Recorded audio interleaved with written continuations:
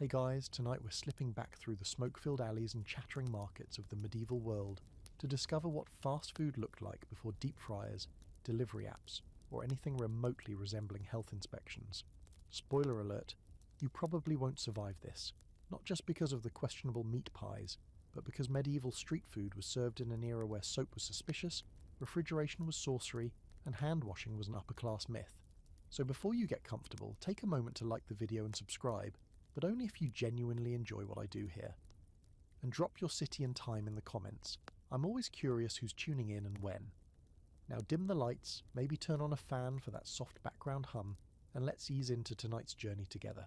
You're walking down a narrow cobblestone lane in a medieval town, probably London, maybe Paris.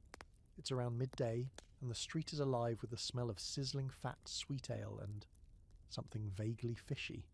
You're not sure if it's coming from a nearby stall or the open sewer trickling along the side of the road. Either way, it's a scent you're learning to live with. Shouts echo from every direction. Vendors hawk their food in loud melodic pitches that sound more like chant than sales talk. Children dart between carts. A man in a faded tunic is chasing a chicken that does not want to be dinner. This is your medieval food court. The entire city really is a kind of open-air restaurant. There are no drive-thrus. There are no menus printed in Comic Sans on backlit signs. But there is food. Lots of it. Some of it actually hot. You turn a corner and find a woman standing behind a cart built from reused timber and lashed together with rope. She's got a steaming cauldron of something that smells surprisingly decent. Onion, barley, maybe some root vegetables if you're lucky. No meat today, unless you count the hint of marrow clinging to one of the bones bobbing in the pot. It's thick, goopy, and served in a shallow wooden bowl. Though if you're poor enough, she'll ladle it straight into your cupped hands. No shame here, fast food doesn't judge. Bread is your base layer, everything comes with bread. Round loaves, flat rolls, or if you're slumming it, which, let's be honest you are, dark, rough-textured black bread cut into thick hunks.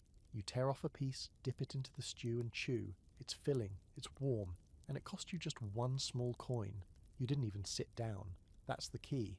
This food isn't made to linger over. It's survival-grade cuisine. It's designed to keep you moving, working, surviving one day at a time. For most medieval folks, there's no hearth at home, no personal kitchen. Cooking takes time and fuel, both luxuries, so street food becomes the default. You walk past another stall, this one manned by a grizzled guy with half a beard and a permanently annoyed expression. He's got skewers of something meat-adjacent roasting over a pit. You think it's pork, or goat, maybe cat. You really, really hope not cat. But people are lined up for it, coins in hand, and he's slapping them with sauce from a jug that may or may not have started life as wine. Again, you could ask questions. But in this era, curiosity is rarely rewarded. Now for the fun part, in medieval times, eating in public wasn't lowbrow. It was life. Rich, poor, merchant, pilgrim. Everyone ate in the streets. Marketplaces doubled as food courts. Back alleys, pop-up restaurants. There's even records of open-air cookshops in major cities like London and York as far back as the 12th century. They didn't have logos or slogans, but they had reputations. If one vendor poisoned a customer, or served rat instead of rabbit, you better believe the gossip would spread faster than a fryer with gossip. One quirky truth. Bread often doubled as a plate. They were called trenchers, thick, stale slices used to hold stew or meat. You'd eat the meal, then eat the plate. It sounds efficient until you realise how hard medieval bread could get. You could probably shingle a roof with it. Still, you don't have to worry about cleanup. You pass a man selling pies. Not dessert pies. This isn't a Renaissance fair. These are meat pies, thick-crusted and hand-sized, the perfect walk and snack option. They might be filled with spiced beef, or a dubious mix of organs and oats. Either way, you buy one. The crust is flaky, the inside hot and oily. You're not sure what that chewy bit was, but you're too hungry to care. It tastes fine. It fills you. It'll do? You duck into a shady corner, maybe behind a cooper's workshop, and watch the stream of humanity move through this urban buffet. A monk haggles with a fishmonger. A woman balances a pot of stew on her head. A child steals a boiled egg from a distracted vendor. It's chaos, but it works. Interestingly, there's an ongoing scholarly debate about how regulated all this was. Some historians argue that medieval cities had strict rules about where and when food could be sold. And who could sell it? Others think enforcement was patchy at best, especially outside of feast days or major markets. Either way, you're clearly not the only one gambling with your stomach lining. You finish your pie and wash it down with a mug of weak ale, because yes, even breakfast might include ale. Safer than the water, and cheaper than wine, it's lukewarm, slightly sour, but it slides down easy. Hydration achieved. By now the street's growing louder. More vendors appear, more smells fill the air. You feel full but slightly uneasy. That stew might have had a little something extra, or maybe your body just isn't used to medieval flavour profiles. Either way, you've had your first encounter with medieval fast food. Congrats. You're fed, you're slightly queasy, you're doing great. You leave behind the steaming stew carts and the alley pies, turning down a slightly wider lane that smells more like spilled ale and burnt meat than fish and onions. The crowds thicken here. Not the kind chasing chickens or hawking vegetables, but people who look like they actually sat down to eat. This is tavern territory, and in the medieval world, taverns are where food gets fast and a little fancy. You push open a heavy wooden door into a low-beamed room filled with the hum of chatter, clinking tankards, and the occasional belch that could rattle a rafter. The floor is packed dirt, tamped flat by centuries of boots, and the lighting is provided by a few flickering tallow candles that don't so much illuminate as smudge shadows across every corner. Smoke curls up to a hole in the ceiling. Not quite a chimney, but it'll do. Welcome to your medieval combo meal experience.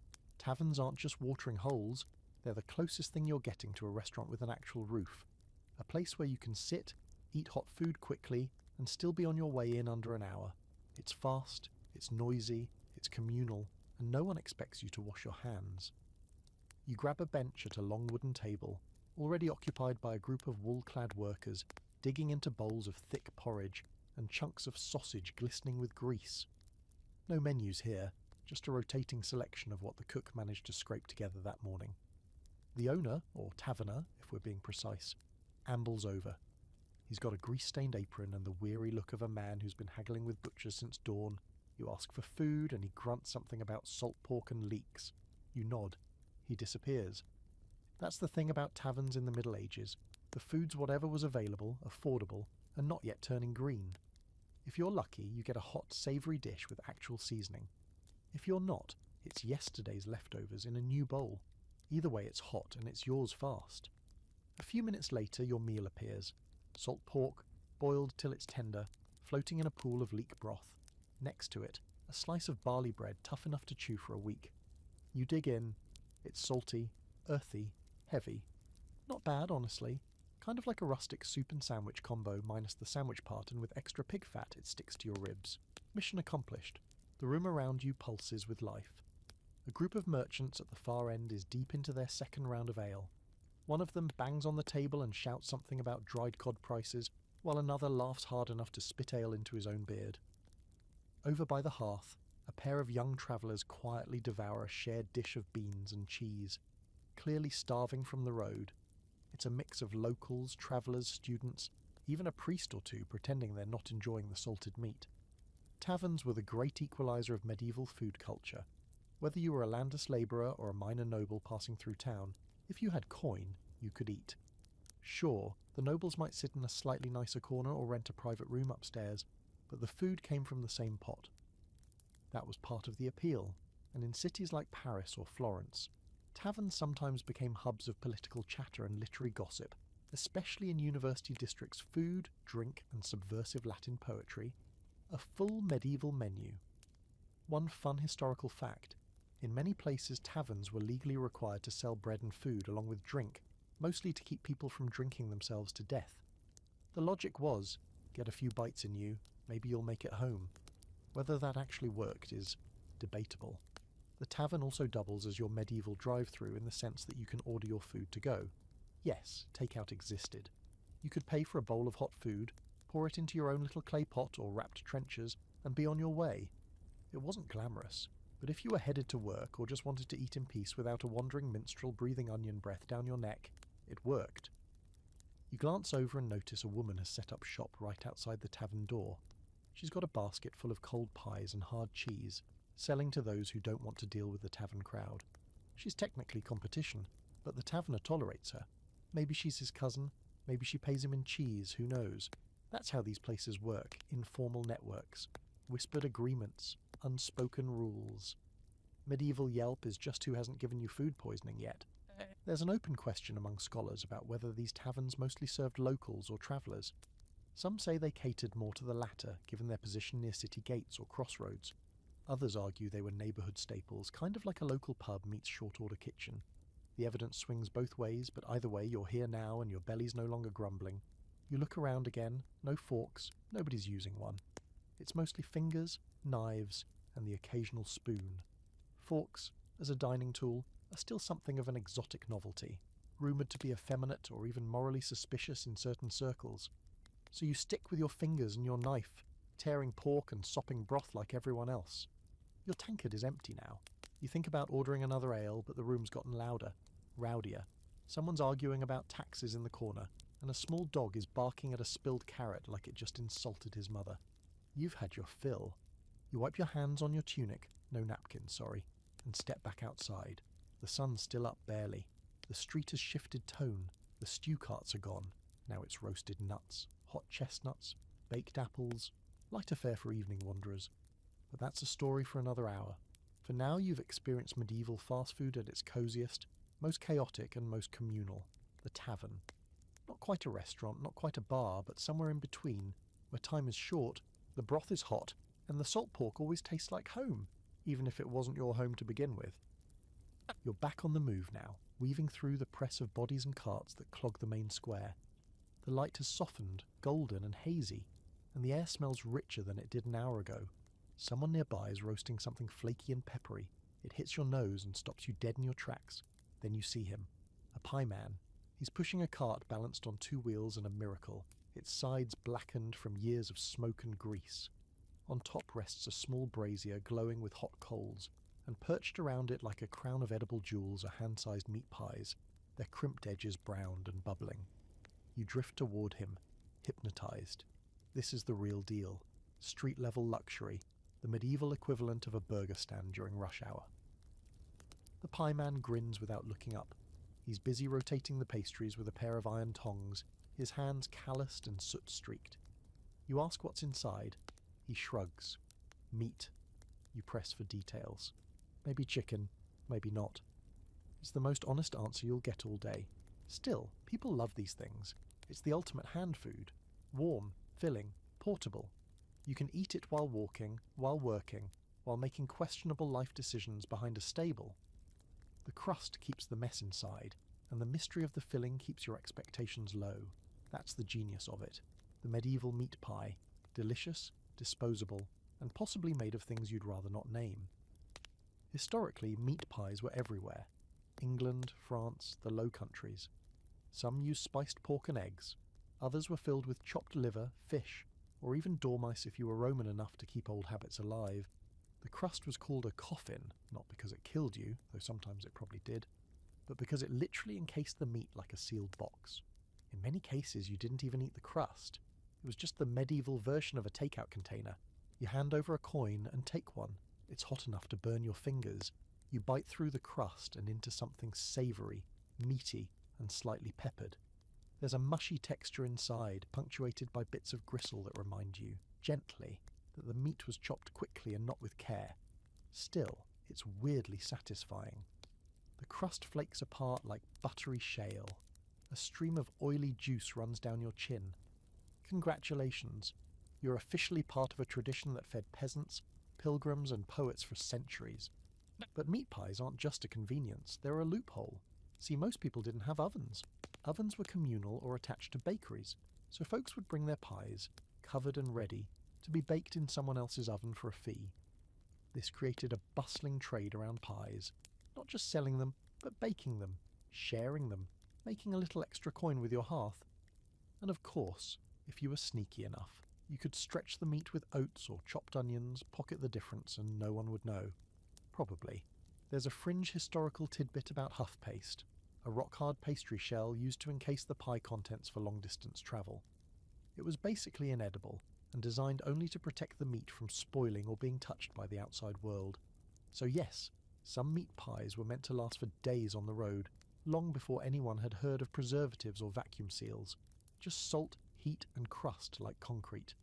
You walk on, chewing the last bite, and spot a pair of kids arguing over a pie that's half eaten. One swears it's fish, the other says it's eel. They're both right. Eel was a common cheap filler for pies, especially in England. Slippery, chewy, and easily caught in rivers or bought in barrels, there were even pie recipes combining eel and fruit. Try not to gag. People ate what was available, and in this world, availability was everything. There's a shadow to this, though. Scholars still argue about just how safe these street pies were. On one hand, they were cooked, hot, and baked, so theoretically, less risky than raw meats. On the other hand, refrigeration didn't exist. Meat went bad quickly, and shortcuts were common. There are historical records of vendors being punished for selling spoiled pies, even some fined for using corrupt flesh. Some unlucky souls even made it to court when customers got sick. Whether justice was served or just baked into the next day's batch is anyone's guess. Still, pie culture flourished. There were seasonal pies, festival pies, religious pies. During Lent you'd get fish or cheese pies instead of meat. For the Feast of St. Martin, goose pie, and during coronations or great banquets, pies the size of wagon wheels were wheeled in as centerpieces. In one legendary banquet, guests cut into a giant pie and live birds flew out. Just a little dinner theatre with your duck liver. You reach another corner and find an older woman tending a low stone oven built into the wall of a crumbling shop. Her pies are smaller, crispier. You recognise the smell. Onion, herbs, and maybe some offal. She smiles as you glance over. Her cart's neat, organised. She's probably been doing this for decades. This isn't just survival, it's a profession. Street cooks were often older women, widows, or lower-class wives supplementing income. They knew how to feed a crowd with flavour, speed, and no waste. You respect the hustle. She offers you a fresh one, on the house. You take it. This one's got a flaky crust dusted with something that tastes like fennel and pepper. The filling? Still a mystery, but somehow cleaner, brighter. You nod, mouth full. She nods back. No words. Just mutual understanding between two people bound by pastry. As the sun drops and the air cools, more pie carts appear, not fewer. Evening means workers returning home, children out on errands, travellers arriving late, the demand spikes.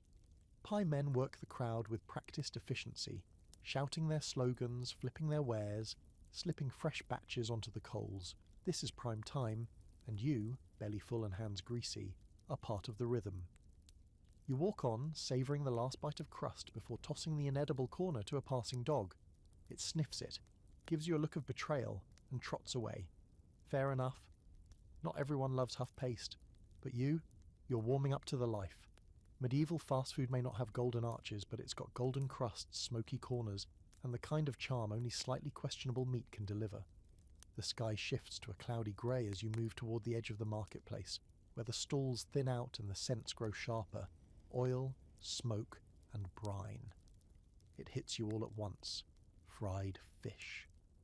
Welcome to medieval Friday dining, where religious obligation meets culinary improvisation. And in this case, it's deliciously greasy. Because it's Friday, and in the medieval Christian world that means no meat. Fish, however, is fair game. The church says so. In fact, fish isn't even considered flesh in the theological sense, which is a fun loophole that led to one of the most thriving corners of medieval fast food, the fried fish vendor. You follow your nose to a rickety cart set beside a shallow stone basin, filled with eels, carp, and a few suspiciously motionless trout. The vendor, a sharp-eyed woman with flour-dusted sleeves, is slicing fillets with alarming speed and dropping them into bubbling oil. The oil sizzles, spits, and smells like heaven, assuming heaven smells like garlic, onions, and river fish. The pan she's using is wide and blackened, sitting over a small brick hearth fueled by scrap wood. The batter is simple: flour, maybe some ale or stale wine if she's feeling generous, and herbs to cover up any fishy funk. And that funk is present. You try not to breathe too deeply. You slide a coin onto the wooden plank that passes for her counter and receive a hand-sized portion of fried fish wrapped in what else? A crust of old bread. It's hot, oily, and crisp on the edges. You take a bite and get that satisfying crunch, followed by a flaky, tender centre. It's not exactly cod, but it's something from the river, and it's better than chewing on another hunk of salt pork. You devour it quickly, licking your fingers like someone who's just remembered soap isn't an option. Fish on Fridays wasn't just a pious gesture, it was a massive cultural force. With the church dictating meatless days, including Wednesdays, Saturdays, and the entire season of Lent, people across Europe were forced to get creative with fish, and fast food vendors seized the opportunity. No cooking fuel at home, no oven, just got off work and need something meat-free and edible before Vespers. Enter the fish fryer. The demand created entire economies. Fishmongers carted their catches into cities daily. Salted herring came in barrels from the North Sea, eels were bred in pits near monasteries. Shellfish was scooped straight from the shore and tossed into stew pots, and while most of it went into home kitchens or abbey cookhouses, a big chunk ended up on carts like this, sizzling in cheap oil and vanishing into the mouths of the working class. And yes, fried fish wasn't new to the medieval world. Romans were deep-frying smelts centuries earlier. But in cities like London, Bruges and Venice, the fried fish stand became a thing, a dependable, quick, and relatively affordable option for the poor, the rushed, or the spiritually compliant. You stand near the cart for a moment, watching the vendor flick fish fillers into her oil, one by one. A young boy drops off a bucket of fresh river catch and receives a fish head for his trouble, which he chews on without blinking. You hear a woman ask for the crispiest one, which confirms that human nature has not changed in 1,000 years. Everyone wants the corner piece. There's a scholarly debate about how often these fish stalls operated. Some say they were open daily, especially in port towns or near monasteries. Others argue they popped up mostly on religious fasting days, when demand exploded and fish had more market value. It probably varied by region. In coastal cities, fish was common fare. Inland, you might be chewing on something smoked, salted, or halfway to jerky. You take a seat on a low wall and watch as more people arrive. Workers finishing their day, a group of giggling children with coins tied in kerchiefs, even a pair of travelling monks in brown robes with fresh ash on their foreheads. The woman behind the cart greets each with a nod, barely breaking her rhythm as she flips fish and resets the coals. You notice as you nibble the last corner of fried bread that this is a kind of ritual, not just the eating, but the gathering. People line up, eat quietly or chat in soft voices, then move on. No one lingers too long. This is nourishment with a dash of faith. Eat, be grateful, and get back to life. There's also the unspoken rule of fast food speed. The vendor has it down to a science. A few seconds in the oil, a few flicks of salt, a practiced handoff. No delays, no personal questions. You're in and out like a sinner in a confessional. At your elbow, a wiry old man mutters something about last week's carp, which he claims gave him dreams about talking birds. You try not to make eye contact. Fringe fact, certain fish were thought to have spiritual properties, or depending on your source, hallucinogenic ones, especially in stories where saints ate blessed fish that sang scripture or turned into relics. You're not sure what kind of fish you just ate, but you're hoping for nothing stronger than a nap. Behind you, the bells ring for evening prayer. The vendor starts packing up. The last few fillets are wrapped and handed off, and the pan is pulled from the fire. She sprinkles the coals with water, creating a puff of steam that smells like burnt garlic and fish scales. You sigh, stomach full again, warmed by the simplicity of it all. Maybe it wasn't the cleanest, safest, or even most appetizing experience, but there's something comforting in the rhythm of it. Fried food, hot coals, the press of strangers sharing something sacred and greasy. In another life, you might have stood here every Friday, coin in hand, hoping to get the crispiest one. You stand, wipe your fingers on your cloak, because again, no napkins, and stretch. The market's closing, but the streets are still alive. Somewhere, there's soup bubbling in a cauldron, and a new scent is drifting through the air, something rich, spicy, and unmistakably stewed. You follow it, because in the medieval fast food game there's always another bite waiting around the corner. The scent of broth grows stronger as you move farther into the winding heart of the city, where buildings lean over the street like old friends sharing secrets. It's dusk now, and the air has cooled, but not enough to chase away the smell of simmering soup that floats like a warm cloud between the timber-framed houses. You follow your nose, stepping around a loose cobblestone and nearly tripping over a dog that doesn't care you exist. Then you see it. a heavy iron pot nearly the size of a washtub perched over glowing embers in the centre of a makeshift food stall. The vendor stands beside it, stirring slowly with a wooden paddle so large it could double as a weapon in a tavern brawl. Steam rises in thick waves, smelling of garlic, leeks, and something deeper. Bones, maybe. A line has formed, mostly labourers with soot on their faces and one lanky boy with hands stuffed into his tunic. No one speaks. They're too busy staring into the soup, which seems less like a meal and more like a spell being brewed in front of them. Soup, or pottage as it was often called, was the medieval backbone of fast food. Cheap to make, easy to portion, endlessly variable. It's basically a stew of whatever's available. Vegetables, grains, herbs, leftover scraps of meat if you're lucky. Boiled long enough, it becomes a thick, rib-sticking sludge that tastes better than it looks, and fills you up for a coin or two. Perfect for the hungry, the poor, or anyone whose hearth has gone cold. You step up, hand over a coin, and the vendor dunks a ladle into the pot.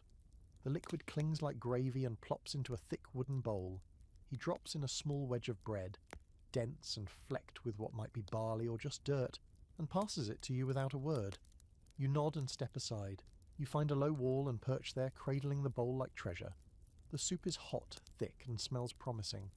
You scoop a bite with the bread and taste onion, pepper, and something earthy. Parsnips, maybe.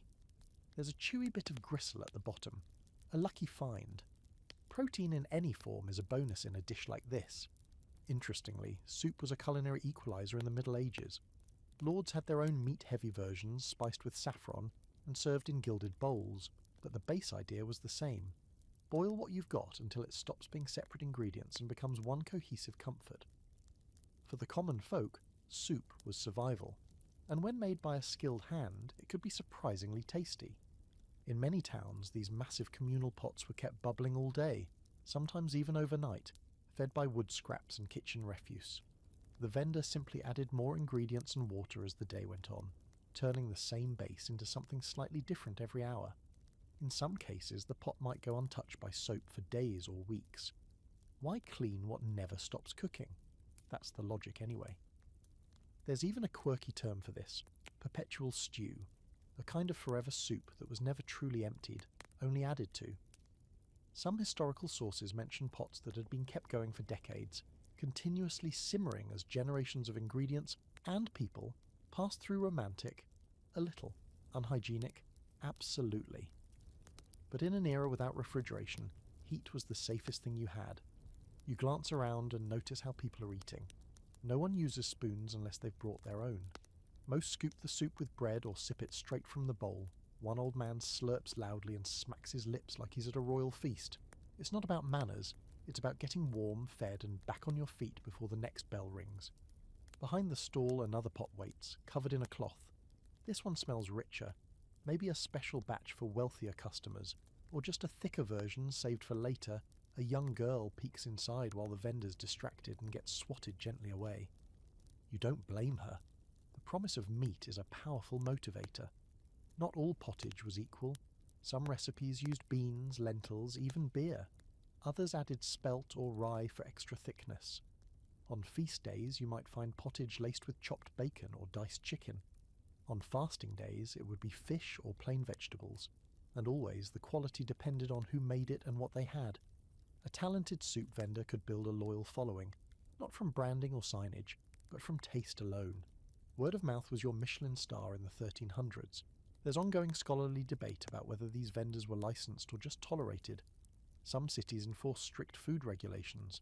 Others turned a blind eye as long as no one dropped dead on the spot. The church sometimes ran charity kitchens, doling out free pottage to the poor. But these weren't always consistent or widespread. For most people, the best soup came from a stranger with a big pot and a good instinct for flavour. You finish your bowl, licking the last traces from the edges like everyone else. It's not gourmet, but it's satisfying, comfort in its most essential form, and as you hand the bowl back you notice something lovely. There's a quiet gratitude shared among the eaters. No one is shoving or shouting, just warm faces, empty bowls, and that small moment of relief you get when hunger has been replaced by something solid and warm in your belly. The vendor nods at you, already ladling soup for the next customer. The fire crackles, the pot bubbles. Life in this corner of the world is held together by broth and bread. You stand and move on, wiping your hands against your tunic as always. The streets are cooling now, lanterns flickering to life in upper windows, but the city doesn't sleep. Not yet. Somewhere out there, someone's pouring ale, slicing onions, stoking coals, because where there are people, there is hunger, and someone clever enough to meet it with a bowl and a ladle. Your footsteps take you toward the edges of the market square again, but this time you're following a sound instead of a scent. A steady clink of mugs, the rumble of laughter, and the low hum of a tune sung slightly off-key by people who've clearly had a bit too much. You round the corner and see them, a line of ale stalls, haphazardly assembled, each lit by a single torch sputtering in the wind. Welcome to the medieval equivalent of a liquid lunch. These stalls aren't elaborate, most are little more than wooden counters on sawhorse legs, shaded by old canvas sheets that flap in the breeze. Barrels stand in clusters behind the stalls, some tapped with wooden spouts, others being rolled or lifted with the grunts of effort from the people manning them, usually women with wide arms and aprons that carry more history than hygiene.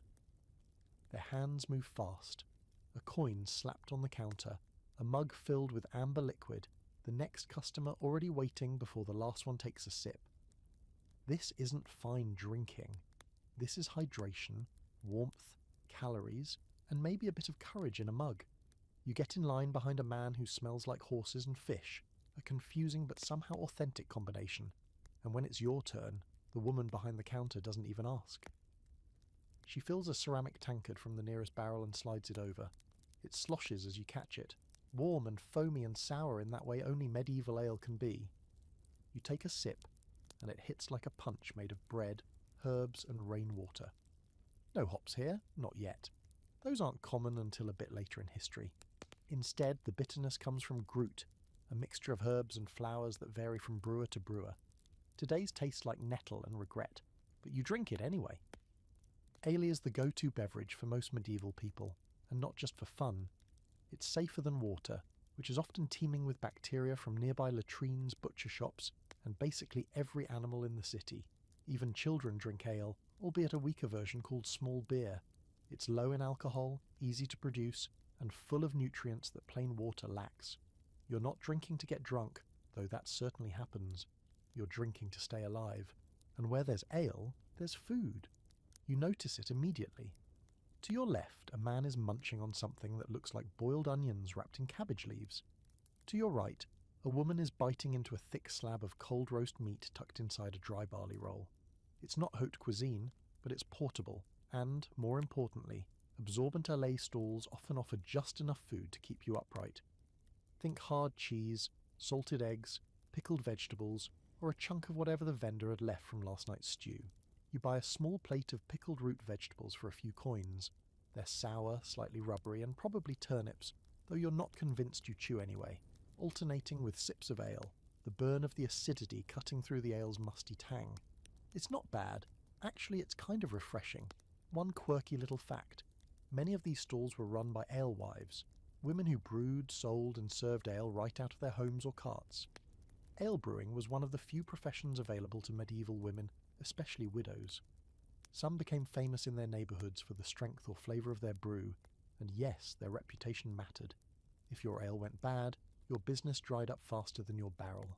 Of course, not all alewives were saints. Some added water to stretch a batch. Others reused old mash or skipped boiling steps entirely. Complaints were common, and cities tried to regulate quality, issuing licenses, setting prices, even requiring ale tasters to make sure what was being sold wouldn't poison the buyer. Whether those tasters were competent or just looking for a free drink is still up for scholarly debate. The ale you're drinking, it's decent. Stronger than small beer, but not enough to make the cobblestones wobble. You feel a warmth spread through your belly as the second cup goes down, and the crowd around you starts to shift. Laughter gets louder. A man begins playing a small pipe near one of the other stalls, tapping his foot in the puddle beneath him. People sway. Someone tries to sing along and fails. Miserably. You get the sense that these stalls are more than just pit stops. They're social hubs. Here, deals are struck, gossip spreads, lovers meet, fights begin. You hear one man whisper about a merchant cheating the scales, another mumbles about a noblewoman who eats like a peasant. No one speaks loudly, but no one holds back. Ale lubricates the tongue as well as the soul. And in case you were wondering, these stalls don't operate with licenses posted on walls or health scores on display. What keeps them running is reputation and rhythm. Serve too many customers bad drink and you'll find your barrels mysteriously empty, your stall overturned, or your regulars drinking elsewhere. It's fast food, but with stakes higher than Yelp reviews. Sometimes, food vendors were even punished with public humiliation. Pillories, fines, or, in extreme cases, being dunked in rivers to cleanse their filthy trade, all part of the game. You finish your last sip and return the mug. Yes, you return it. Mugs are reused constantly, rinsed if you're lucky, and passed on to the next customer. You try not to think about who drank from it last. The woman behind the counter takes it, nods once, and turns to the next man in line. Night is pressing in now and the stalls are slowly starting to pack up. Some barrels are drained, others are being dragged back home or rolled toward back alleys where they'll be stored, refilled, or simply forgotten until the next market day. You walk away, head buzzing, stomach full of sour ale and questionable vegetables. It wasn't fancy, and it definitely wasn't clean, but it was fast, satisfying, and, if you ignore the lingering taste of turnip brine in your mouth, pretty enjoyable. You feel like you've earned the right to look down on anyone who calls a pint of warm beer at a chain pub authentic. You've had the real thing, served in a cracked mug by a woman who probably brews better than half the breweries in town. You turn another corner and smell something new. It's smoky, charred, and rich with grease. Your stomach, which should be full by now, perks up again. Because in the medieval city, there's no such thing as one dinner. There's always one more bite, one more stall, one more flavour waiting to surprise you. You drift along the edge of the lamplit streets following the scent of something sizzling, something unmistakably meaty and slightly charred. The day crowd has thinned, replaced by a more colourful mix of humanity. Laughing apprentices with ale-bright eyes, cloaked figures with shifty glances, girls in flower-crowned braids, and a man loudly reciting poetry to no one. Welcome to the medieval night market, where dignity goes to bed early and late-night hunger reigns supreme. The food stalls here are different, a little rougher, a little louder. You pass a group of drunk labourers sharing a skewer of what might be kidneys, each taking a bite and passing it down like it's a divine relic. A boy squats near a cart chewing a roasted apple so hot he's blowing steam between bites. And ahead of you, smoke curls from a pit where thick sausages roast on a wire rack, their casings snapping as fat hits open flame. This is where the real street food magic happens, after dark, when the kitchens of polite society shut down and the workers, wanderers and revellers still want something hot and greasy. The vendors know this. They've kept a few choice items stashed away, things too messy or spicy or frowned upon for daytime trade. After hours the rules bend a little, salt, heat and meat come out swinging. You stop at one of the grills where a heavy-set man with a wild beard is flipping patties of ground meat onto flat iron plates. You ask what it is, and he just grunts. Boar, maybe. You choose not to push him for details. The smell is good, smoky, with hints of garlic, thyme and charred fat. He slaps the patty between two halves of dense bread, throws in a smear of something pickled, and hands it over. You take a bite. The outside is crispy, the inside tender, and a little chewy in that way that makes you suspicious, but not enough to stop eating. It's rich, greasy, and perfectly satisfying after a day of hard walking and questionable soup. This is medieval fast food in full party mode, a gut bomb with flavour. Around you, the market buzzes with the energy of people unwinding or falling apart. Two minstrels argue about who gets to perform next. A vendor sells tiny cakes soaked in honey and ale. A woman balances 3 trenchers of pottage in one hand, while holding a crying toddler in the other. Somewhere behind you, a couple is kissing like they're in a tragedy. Everyone's a little louder, a little sweatier, and a lot hungrier. And here's something strange but true. Medieval cities had curfews. Bells would toll to mark when people were supposed to be off the streets, tucked safely behind bolted doors. But food stalls like these didn't always listen. Some kept cooking well into the night, especially near brothels, churches or inns where business was never really done. For every official curfew, there was an unofficial feast happening in the shadows. The connection between late-night food and, well, other late-night activities wasn't exactly subtle. Many of these stalls popped up near places of vice, bordellos, gambling halls, ale dens, and offered warm food to people who didn't want to explain why they were out at midnight stew for the sinners, roast chicken legs for the truly exhausted, and always ale. You pause near a cart selling what the vendor swears are spiced lamb sticks. They're dark and crispy, covered in a red powder that burns your nose. You buy one, because of course you do, and the first bite hits like peppered fire. Your mouth goes numb, your eyes water, and you love every second of it. You're not alone.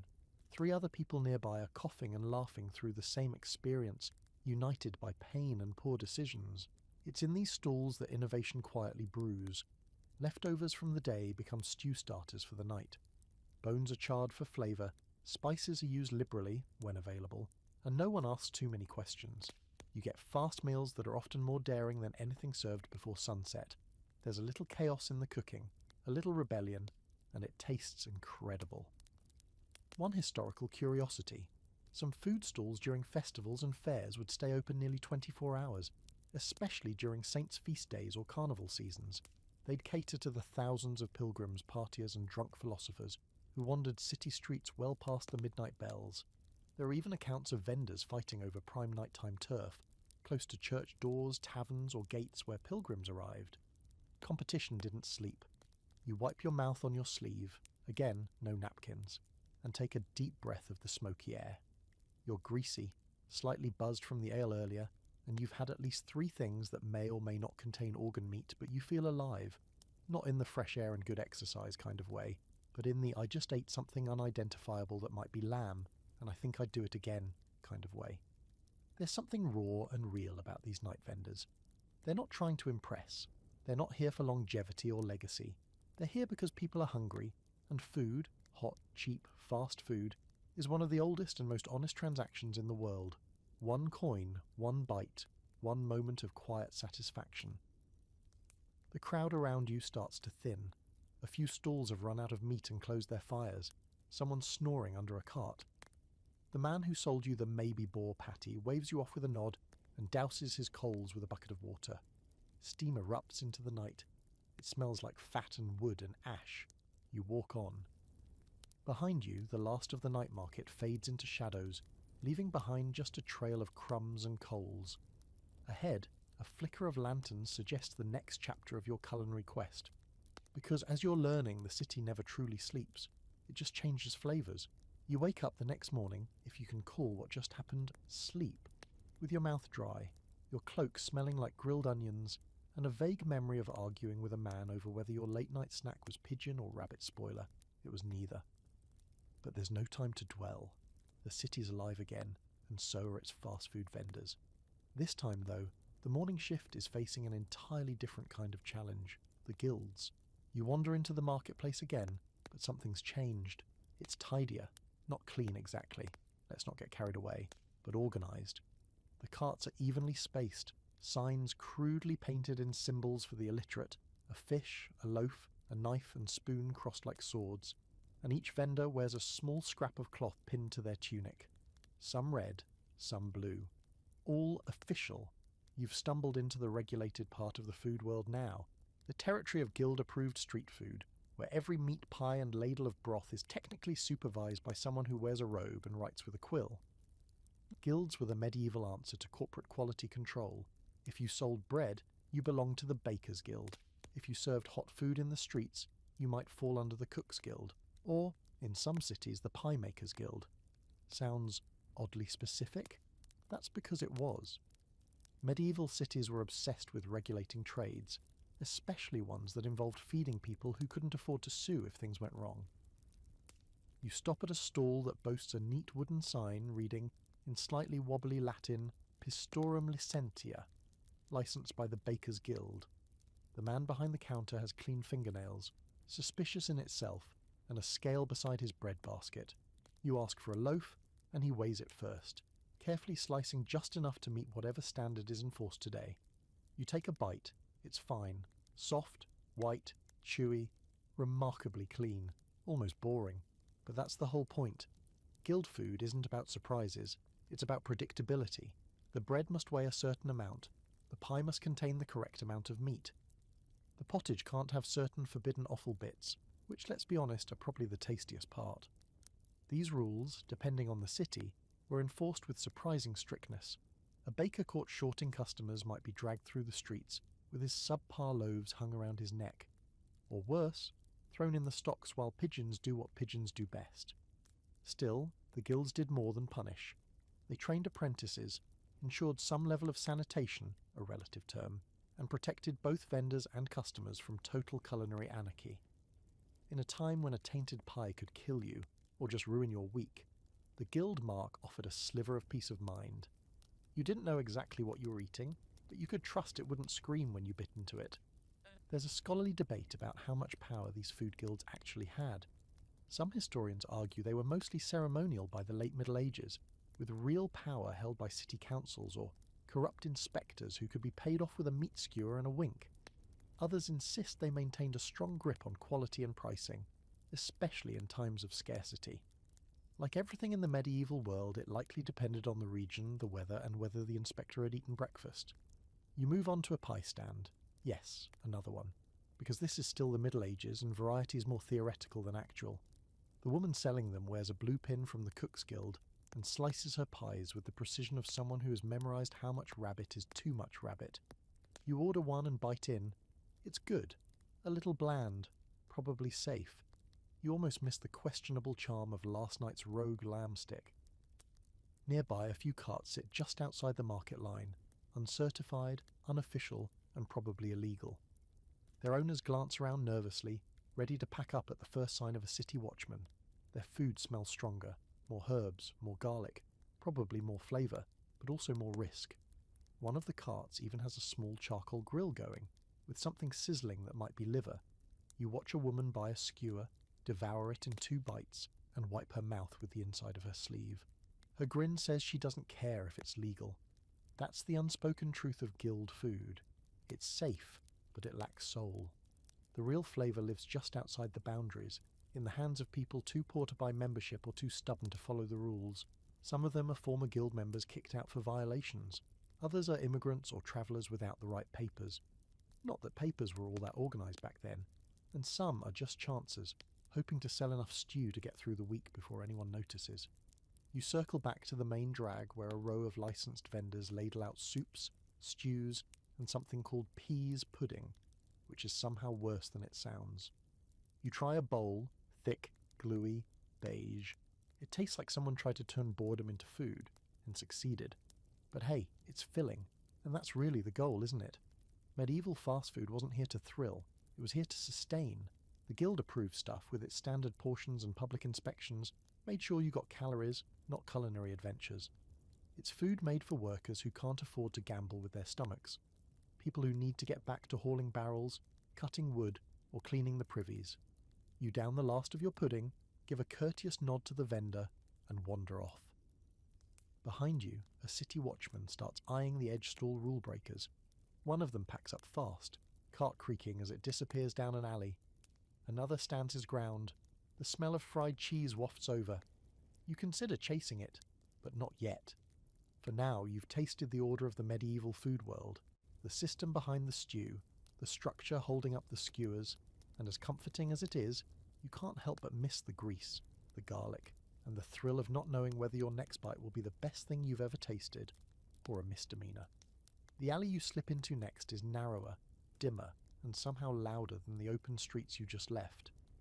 Voices echo between the stone walls, some cheerful, some angry, and one that sounds suspiciously like someone arguing with a chicken. As you round a corner, the smell hits you first. Sour ale, old onions, and something unmistakably burnt.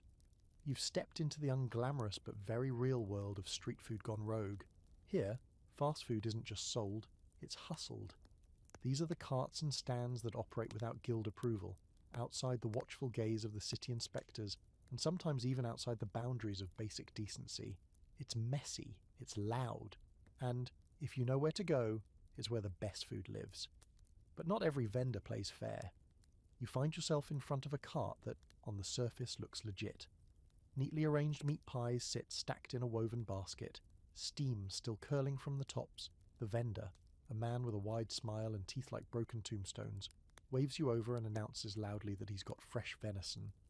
Now, venison is a premium meat game, expensive, the kind of thing nobles hunt and peasants only smell from a distance.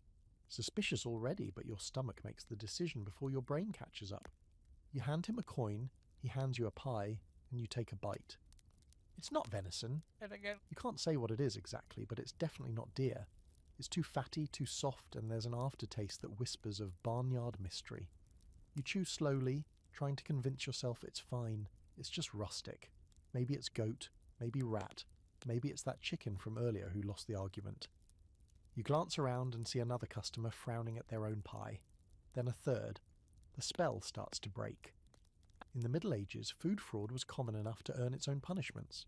Selling bad meat, fake meat, or underweight portions could land you in real trouble if you got caught. But getting caught wasn't always guaranteed, especially in the tangle of back streets where inspectors rarely ventured, and where people were often too hungry or too poor to complain. Besides, who are you going to tell? The Bakers Guild? They'd fine you for buying from an unlicensed cart.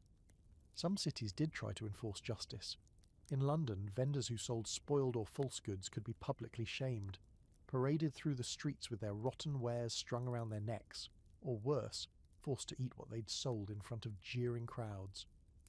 One unlucky pie seller in 14th century France was found guilty of stuffing his pastries with dead cats. Yes, cats. His punishment? Being tied to a cart and beaten through the marketplace with his own pies. A lesson in branding, if nothing else. As you finish your definitely not venison pie and try to remember if you're up to date on your medieval digestive prayers, you hear a sudden shout from up the street. A crowd has gathered around a cart. You push through and see the problem instantly. The vendor, a red-faced man with too many rings for someone who sells soup, is being confronted by a woman holding up a bowl of something that looks like gravy. Mush? It's hard to say. She's furious, and the people around her are backing her up. Apparently, he charged full price for what amounts to brown water with a carrot in it. The woman tosses the bowl dramatically into the street, where it lands with a splat and immediate regret for whoever has to walk through that later. In seconds, the confrontation turns into a chorus of complaints. A second man starts shouting about last week's stew being the same one reheated 5 times. Someone else mentions finding a fingernail in their pottage. The vendor defends himself poorly, claiming everything he sells is blessed by the bishop's own cook. No one buys it. It doesn't turn violent, but it gets loud. Eventually a watchman strolls by, drawn by the noise.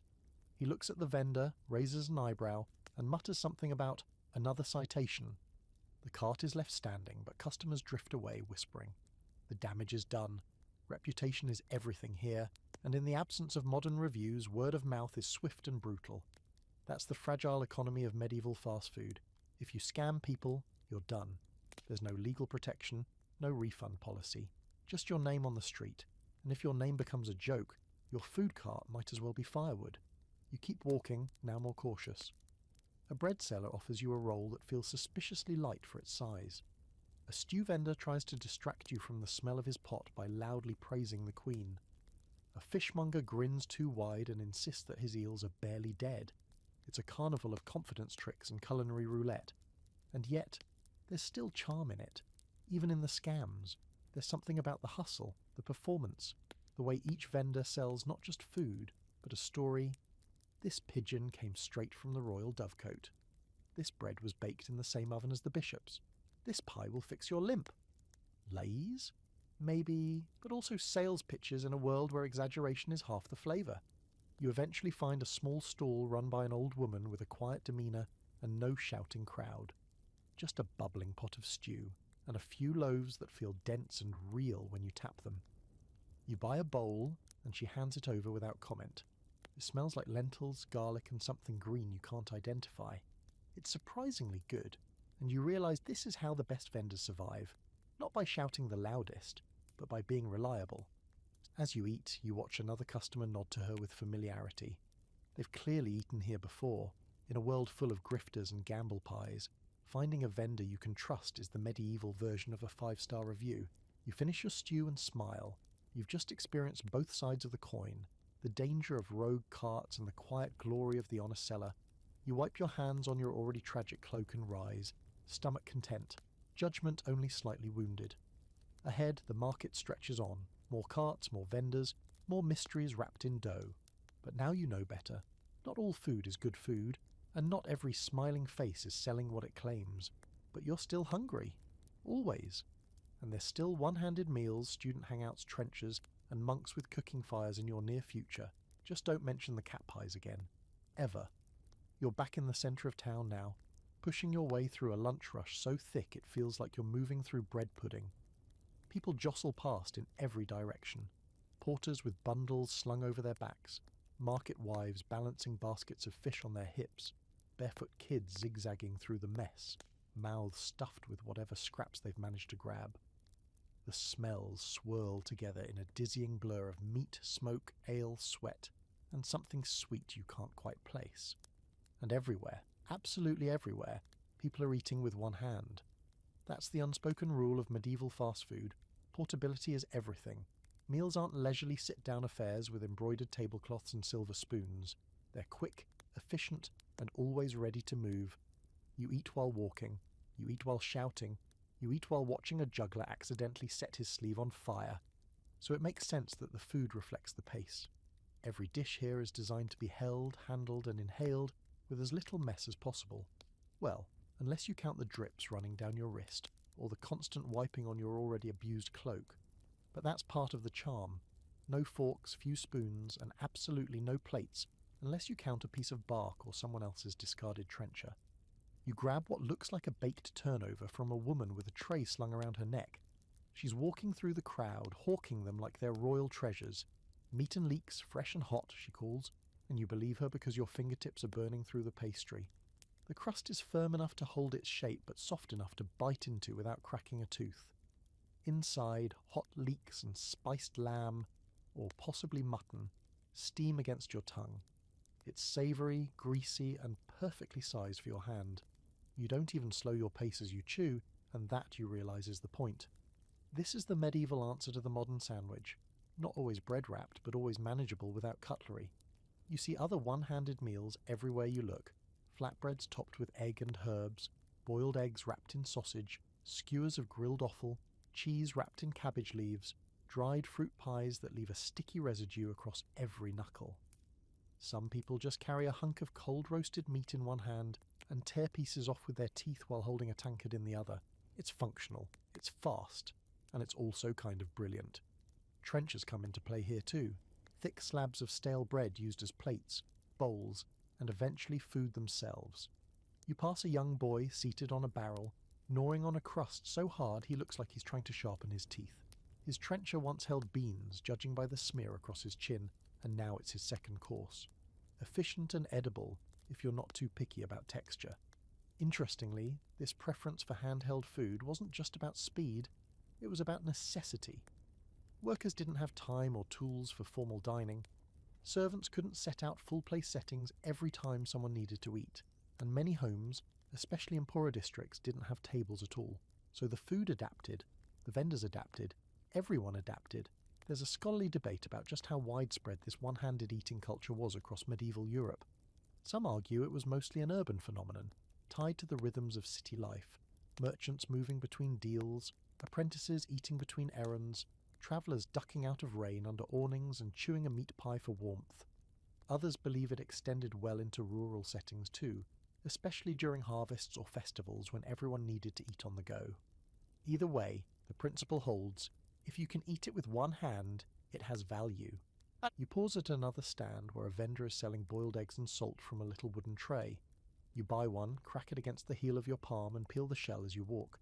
A little pinch of salt between your fingers, a bite of egg, and suddenly you feel like 1,000 other people in 1,000 other towns, doing the exact same thing at almost the same time.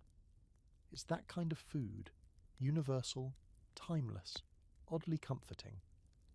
Somewhere nearby, a juggler flips 3 apples and a turnip in the air while singing about a bishop's missing cow. A woman walks past with a baby in one arm and a fried cake in the other. A group of stonemasons sit on a plank of wood between 2 barrels, passing a wheel of cheese and laughing about someone named Henry, who apparently fell into a privy. You can't help but grin. The food culture here is fast because the lives here are fast. Fast in the sense that time slips through your fingers like flour on a breeze. You don't know how many meals you'll get. You don't know what work waits for you. You don't even know if the fish you ate yesterday was fish. So when the food appears, hot, simple, one-handed, you take it. You eat, you move. There's even a quirky little detail that's been recorded in old cookbooks and guild notes. Vendors often designed their meals to fit inside pouches. Yes, pouches. The literal medieval lunchbox. Think pies shaped to sit neatly in a satchel, or pressed cakes that wouldn't crumble on horseback. A knight could draw his sword with one hand and his dinner with the other. You stop at a stall selling these pouch-perfect hand pies, triangular things stuffed with apples and cheese. You buy one and tuck it into your belt just because, in case of emergencies, or second lunch. By now the sun's high, the market's roaring, and your hand is smeared with flour, onion grease and salt. But you don't care. You're fed, full, and exactly where you're supposed to be. In the middle of a city too loud to sleep and too hungry to sit still. One hand for your food, one hand for the rest of life. That's the rhythm of this place. Fast, messy, delicious. And you're just getting started. The street widens, sloping downhill toward what looks like a stone gate, and beyond that, a tangle of rooftops and bell towers in the distance. But you're not leaving the city. Not yet. Because just before the road curves out of view, a noise grabs your attention. Shouting, singing, a low mutter of Latin you definitely can't translate, and the unmistakable whine of a lute being played far too enthusiastically. It's not a tavern this time. It's louder, rowdier, and judging by the scattered apple cores and puddles of spilled ale, considerably messier. You've wandered into a university town. The buildings here are narrow and tall, plastered in that half-timbered leaning-on-your-neighbour sort of way that makes you question their structural integrity. Under one window, a student dangles a leg while reciting poetry to a bored cat. A few feet away, a robed figure is dozing beside a cart piled high with half-eaten bread loaves, and in the centre of it all, a food stand surrounded by the loudest, hungriest and most chaotic bunch of medieval students you'll ever see. It's noon, and the lunch rush is in full swing. These are not the silent scholars of dusty old books. These are boys and young men fresh from lectures on Aristotle, now elbow deep in a shared tray of fried cheese and onion pastries. They're arguing about theology one second, insulting each other's Latin the next, and stuffing their faces in between. One shouts over his shoulder for more ale. Another leans across a stranger's meal to grab a plum from a nearby tray. It's a riot of academic gluttony. University towns in the Middle Ages were known not just for their scholarship, but for their incredible ability to generate hungry mobs of students at all hours. Oxford, Paris, Bologna. They were all academic powerhouses, yes, but also wild party zones filled with underfed, overeducated young men desperate for cheap food and cheaper drink. The fast food stalls in these areas adapted accordingly. You approach the stand cautiously, already clocking at least one overturned bowl and a suspicious puddle you'd rather not think about. The vendor is older, sharp-eyed, and clearly used to the chaos. He doesn't even flinch when a student smacks into the side of his cart mid-argument. Instead, he slaps a hand pie onto the wood surface with a thud and shouts, "Next!"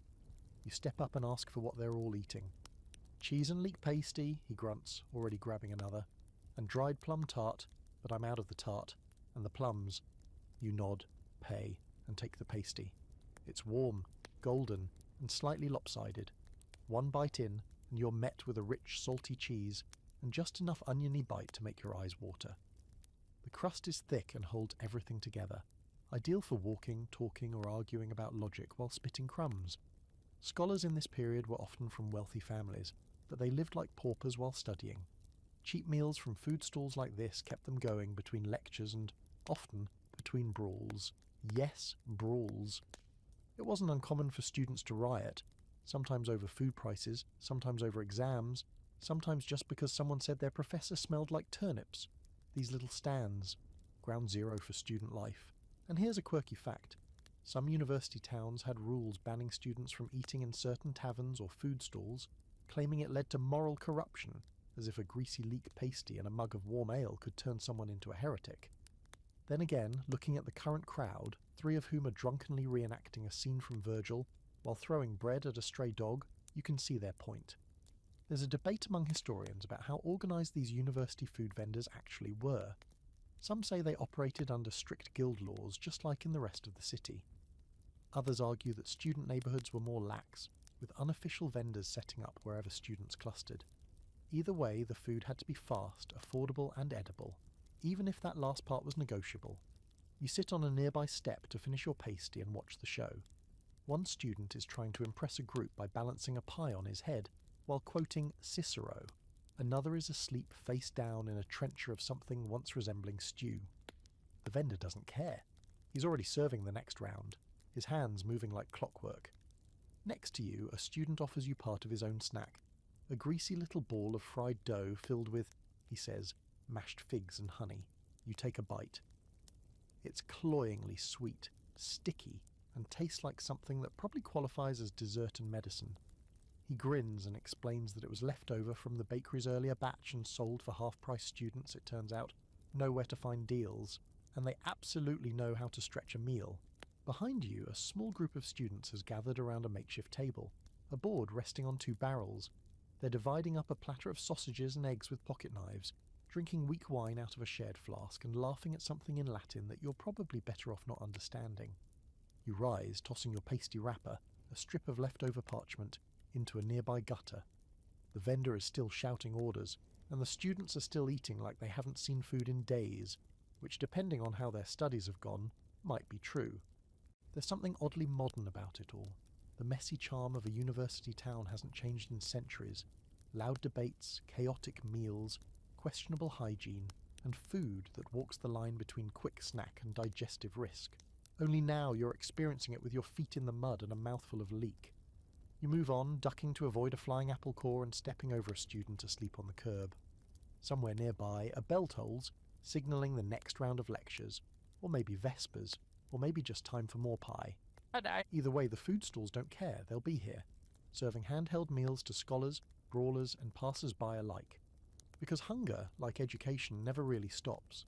The day rolls on, and with it the scents in the air begin to shift. The smoky haze of roasted meat gives way to something subtler, floral, peppery, warm. You pass by a spice merchant's booth, a table covered in sacks and jars filled with deep red powders, golden threads, and tiny dark seeds that smell like licorice and heat. He's surrounded by curious onlookers, and not just because he's shouting that his saffron can cure melancholy and bad dreams. He's part merchant, part showman, and entirely aware that in a city this hungry, flavour sells. You stop to watch as he pinches a few strands of saffron and tosses them into a pot of bubbling broth. The colour changes instantly, golden, almost glowing. The scent deepens. A nearby boy actually moans. You'd roll your eyes, but honestly you get it. And suddenly, you realise how deep the spice game runs in this world. Even in a time when most people eat whatever they can get, there's still a place for flavour, especially in fast food. You move along to a small cart tucked between 2 buildings, barely more than a plank on wheels. A woman with arms dusted in flour is selling fried meatballs, crisp on the outside, glistening with oil and flecked with spices you can't quite name. You order one, and she hands it over on a square of dried bark. The first bite nearly knocks you back. Coriander, cumin, maybe cinnamon? The meat is tender, almost sweet, but with a heat that lingers on your tongue. You chew slowly, stunned that something sold from a back alley cart tastes like it came from a royal kitchen. The woman gives you a brief nod, like she knows exactly how good it is, and moves on to the next customer. This is the quiet truth of medieval street food. The spice trade changed everything. It wasn't just about flavour, it was about status, power, and the slow burn of cultural collision. Spices came from far-off places, India, Persia, the Levant, even parts of Africa. And by the 12th and 13th centuries they were flowing into Europe like liquid gold, expensive, yes, but also addictive. Of course most of it went to the rich. Nobles sprinkled cinnamon on their roasted birds, poured ginger into their ale, and paid absurd amounts of money for just a few threads of saffron. But even in the alleys and open-air kitchens of the poor, spice found a foothold. Because spice, when used right, let vendors stretch cheap food into something spectacular. Take that meatball, for example. It probably wasn't made with high-quality beef. It might not even be all meat. But add the right mix of cloves and coriander, and suddenly no one cares what part of the animal it came from. Spice was the great equalizer, And in fast food, it was also the great distractor. One quirky fact: some medieval street vendors made spice blends the way others make sauces, custom mixes passed down like heirlooms. A stew vendor might add nutmeg to mask the flavour of aging mutton. A pie seller might blend pepper and vinegar to create a sauce tucked inside the crust. And no two blends were the same. You weren't just buying food, you were buying someone's secret recipe, their signature, their legacy. Of course, there's a catch. Spices were expensive. Really expensive. So how did so many fast food vendors afford them? Here's the trick. They used just enough to tease the palate, never enough to bankrupt themselves. A pinch here, a thread there. Some even mixed true spice with local substitutes. Horseradish for mustard, dried herbs for pepper, burnt breadcrumbs for colour. It was a constant game of balance. Flavour versus cost. Illusion versus honesty. There's debate among historians about how accessible spice truly was to the working class. Some argue that most poor folk rarely tasted anything beyond salt and vinegar. Others point to urban vendors, especially in major trade cities like Venice, London or Bruges, where small amounts of spice were accessible enough to appear in daily meals, if only in trace amounts. Maybe it wasn't common, but it was possible. And in food history, that distinction matters. As you chew your way through the last of the spice meatball, you notice other vendors jumping on the flavour train. A woman is selling almond pastries dusted with cinnamon. A fish vendor tosses ginger and black pepper onto his grilled catch, yelling that it's seasoned like a king's supper. A group of children are sharing what looks like sticky date balls, each rolled in a fine white powder, probably sugar, possibly powdered lies. Either way, they're giggling too hard to care. You buy a small honey cake from a man with gold-stained fingers. He winks and says it's made with rosewater and cloves. You bite in, and the floral scent wraps around your nose like incense. The taste is sweet, but layered. More than just sugar, it's complex, almost decadent. You pause for a moment, cake in hand, watching the scene unfold. Food vendors shouting, spices sizzling, customers swaying between meals like bees drunk on scent. There's something theatrical about it. These aren't just meals, they're performances. The spice, the smell, the colour, they're part of the show, a way to catch your attention, hold it, and take your coin before you even realise your mouth's watering. And for a brief saffron-scented moment you forget you're in a world without refrigerators, with open sewers, where meat might have been hanging in the sun for 3 hours. All you know is that someone somewhere figured out how to make a lentil cake taste like a festival, and you're better for it. You wipe your fingers on the hem of your tunic. At this point it's more napkin than clothing. And take a deep breath. The air is thick with spice and smoke, and for the first time all day you don't feel hungry. You feel enchanted. Flavour, it turns out, isn't just for the rich. Not here, not today, and definitely not when you've got one coin, one hand, and a street full of vendors who know how to turn heat and herbs into a little slice of heaven. You slow your steps now, belly full of meatballs, honey cake, and a hint of cloves still ghosting your tongue. The streets seem quieter for a moment, the city catching its breath between the midday rush and the slow build toward evening. But even in this lull, there are still carts to discover, still vendors tucked into corners, their offerings less flashy than saffron-glazed pastries, but somehow more intriguing. You find one under a faded cloth awning, the kind that's patched so many times it's more thread than fabric. A man stands behind a wooden crate, and beside him sits a tray of food that looks challenging. A pile of small blackened things glistening with oil and vinegar, coiled, boneless and glum-looking. Next to them, a basket of skewers, bits of greyish meat, each one skewered on a splintered stick. No one's crowding this stall. There's no scent of baking bread or caramelizing onions, just the raw, briny funk of water and guts and centuries-old habits. Welcome to the fringe zone of medieval fast food. Today's special: eels, livers, and other dubious delights. You hesitate. The vendor grins, revealing a single gold tooth. He picks up a skewer and offers it with the casual confidence of a man who knows you're too curious not to try it. You give him a coin and take it, lifting it warily to your nose. It smells metallic, earthy. Not bad, just odd. You bite. The texture hits first, firm but soft, like meat that's lost its identity in the fire. Then the taste, iron, fat, and a burst of vinegar. It's liver, or close enough, and it's not terrible. You chew slowly, telling yourself it's good for you, that people have eaten worse, and they definitely have. Offal, organ meats, and eel weren't fringe by medieval standards. They were survival food. Not just cheap cuts, but often the only cuts accessible to anyone below the noble class. These parts didn't go to waste. If it came out of an animal and wasn't bones or horns, it had a culinary destiny, and in a world where nothing came easy, people got creative. Eels, in particular, were wildly popular, not because they were delicious, though to some they were, but because they were everywhere.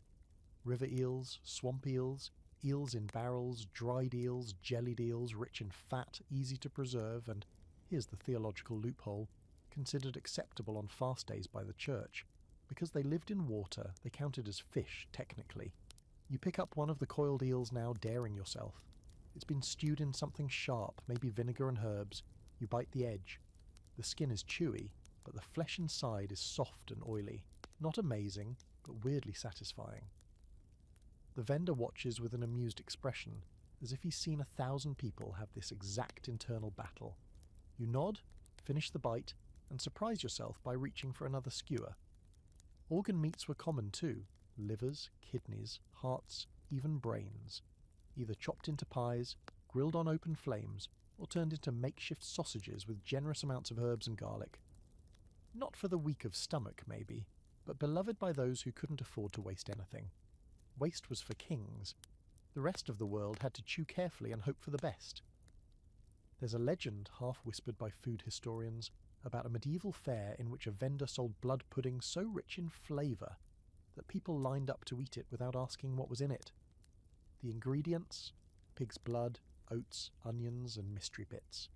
It was declared a hit, then banned for being too successful without proper oversight, which says a lot about both the food and the regulation. Now, of course, not everyone was on board with these culinary choices.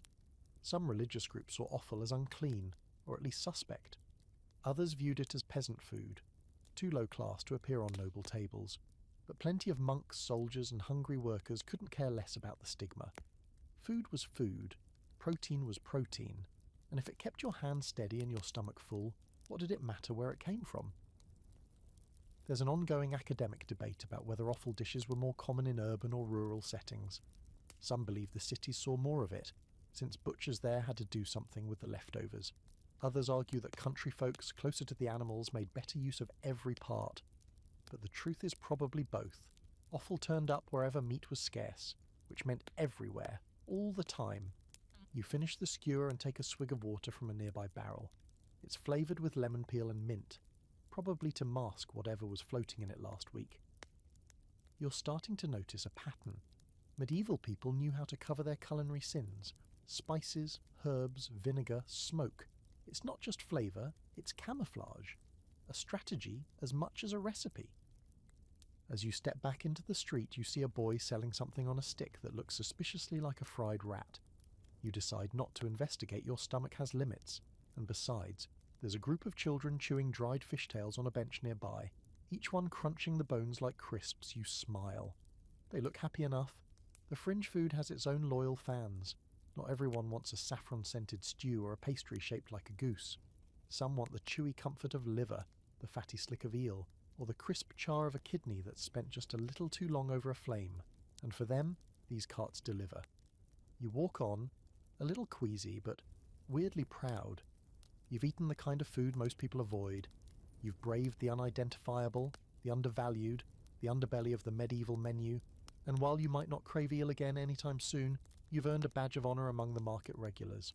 Because in a world where nothing's wasted and every part gets cooked, the question isn't what is it. It's will it make you full? You've passed more pies than you can count today.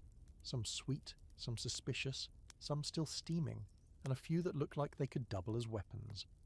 But now you're drawn in by something altogether different. The cart you approach isn't boasting flavour. It isn't sizzling or perfumed with saffron. In fact, it doesn't even smell like much. But it looks odd, bizarre even. Because instead of wooden bowls or paper-thin wrappers, this food is being served in what appears to be a loaf of bread, a stale one no less. Trencher, the vendor says before you even ask. Keeps your fingers clean, fills your belly twice. You nod, take the offered slab and study it. It's a thick disc of old bread. Rough, brown, and more square than round, with a scoop of pottage ladled right onto it. The bread has a spongy middle, sunken slightly from the weight of the hot stew, but the outer crust is tough enough to withstand a battering. You pick it up carefully, bite into the middle, and get a mouthful of savoury lentils and barley, followed by the dense chew of the bread below. It's not elegant, it's not even good exactly, but it's honest, and more than that, it's genius. Trenchers were the medieval answer to the problem of plates, mainly that plates were expensive, fragile, or simply unavailable. Who needs pottery when your bowl can be eaten afterward? Or more commonly, when your plate doubles as tomorrow's breakfast. The bread used for trenchers was typically yesterday's bake, dry, heavy, and thick enough to soak up broth without falling apart. Some were round, others square, often stacked on a board or napkin, then used as literal dinnerware. And when you were done eating, you could either chew it, toss it to a dog, or give it away as alms. In noble households, trenchers were actually left behind, intentionally. Once the meat and gravy had soaked into them, they'd be gathered and donated to the poor leftovers from the Lord's table, might feed 20 hungry mouths. But out here in the streets, you get the whole package, hot food and the soggy dish that comes with it. No waste, no washing up, just carbs on carbs. You find a quiet spot to eat. Well, quieter than usual. A low stone wall near a stable, where the scent of horses is only slightly worse than the aftertaste of the eel you bravely tried earlier. You settle in with your trencher and marvel at how efficient it is. Every part has a purpose. Even the crust, once you chew through the first rock-hard layer, is edible. Kind of. You wouldn't call it tender, but in this world that's not the goal. The goal is sustenance. Fill the belly, fuel the body, keep moving. Some vendors even specialise in trenchers, not the stew. They buy stale bread from bakers, stack them high, and sell them with a rotating menu of fillings. Onion and beans in the morning, beef drippings at midday, maybe a little salted fish by nightfall. Sometimes it's fresh. Sometimes it's 3 days old with a little extra vinegar to disguise the age. Either way, it's a miracle of form and function. There's a curious historical fact buried in the records of several large towns. Trenchers were so common that laws had to be passed about how thick they must be, especially when used in taverns. If the bread was too thin, it would collapse. Too thick, and it was basically just another loaf with stew dumped on top. There were complaints, letters, a scandal or two. The politics of bread, as it turns out, were not to be taken lightly. You finish the contents of your trencher and gnaw at the edges. The broth has soaked through just enough to soften the middle, though the corners still fight you like you're trying to chew through old armour. A passing dog eyes you hopefully. You toss him one chunk and he devours it without hesitation. Smart dog. There's also a soft debate among scholars about how widespread the use of trenchers really was. Were they used mainly by the lower classes? Were they a tavern staple, or just a street food workaround? Some argue trenchers were common at every level of society, just with different fillings and breads. Others suggest they were more a working class solution, born out of necessity. The evidence is piecemeal, literally. But one thing's clear, they were everywhere. You spot a young couple nearby sharing a trencher topped with what smells like egg and cheese. They're eating it like a pizza, each tearing off opposite sides, trying not to drip on each other. It's oddly romantic in a peasant chic kind of way. Another vendor nearby stacks her trenchers into towers and tops them with fried apples, cinnamon and honey, dessert trenchers. You watch a group of children tear them apart, sticky-fingered and squealing with delight one manages to get honey in his hair. No one seems concerned. And then there's the travelling monk selling pilgrim trenchers, simple bread with lentils and a prayer. He hands them out to passers-by for free, murmuring blessings in Latin. You take one, because why not? A free meal with a side of spiritual insurance sounds like a good deal. It's dry, but humble, a taste of virtue. What's fascinating is how trenchers blur the line between tool and food. They're part utensil, part ingredient, part packaging. In a time before paper wraps, disposable spoons, or reusable containers, they solved a dozen problems with one loaf of stale bread. And somehow, even centuries later, the logic holds up. It's basically the medieval equivalent of a bread bowl, a wrap, and a biodegradable plate all in one.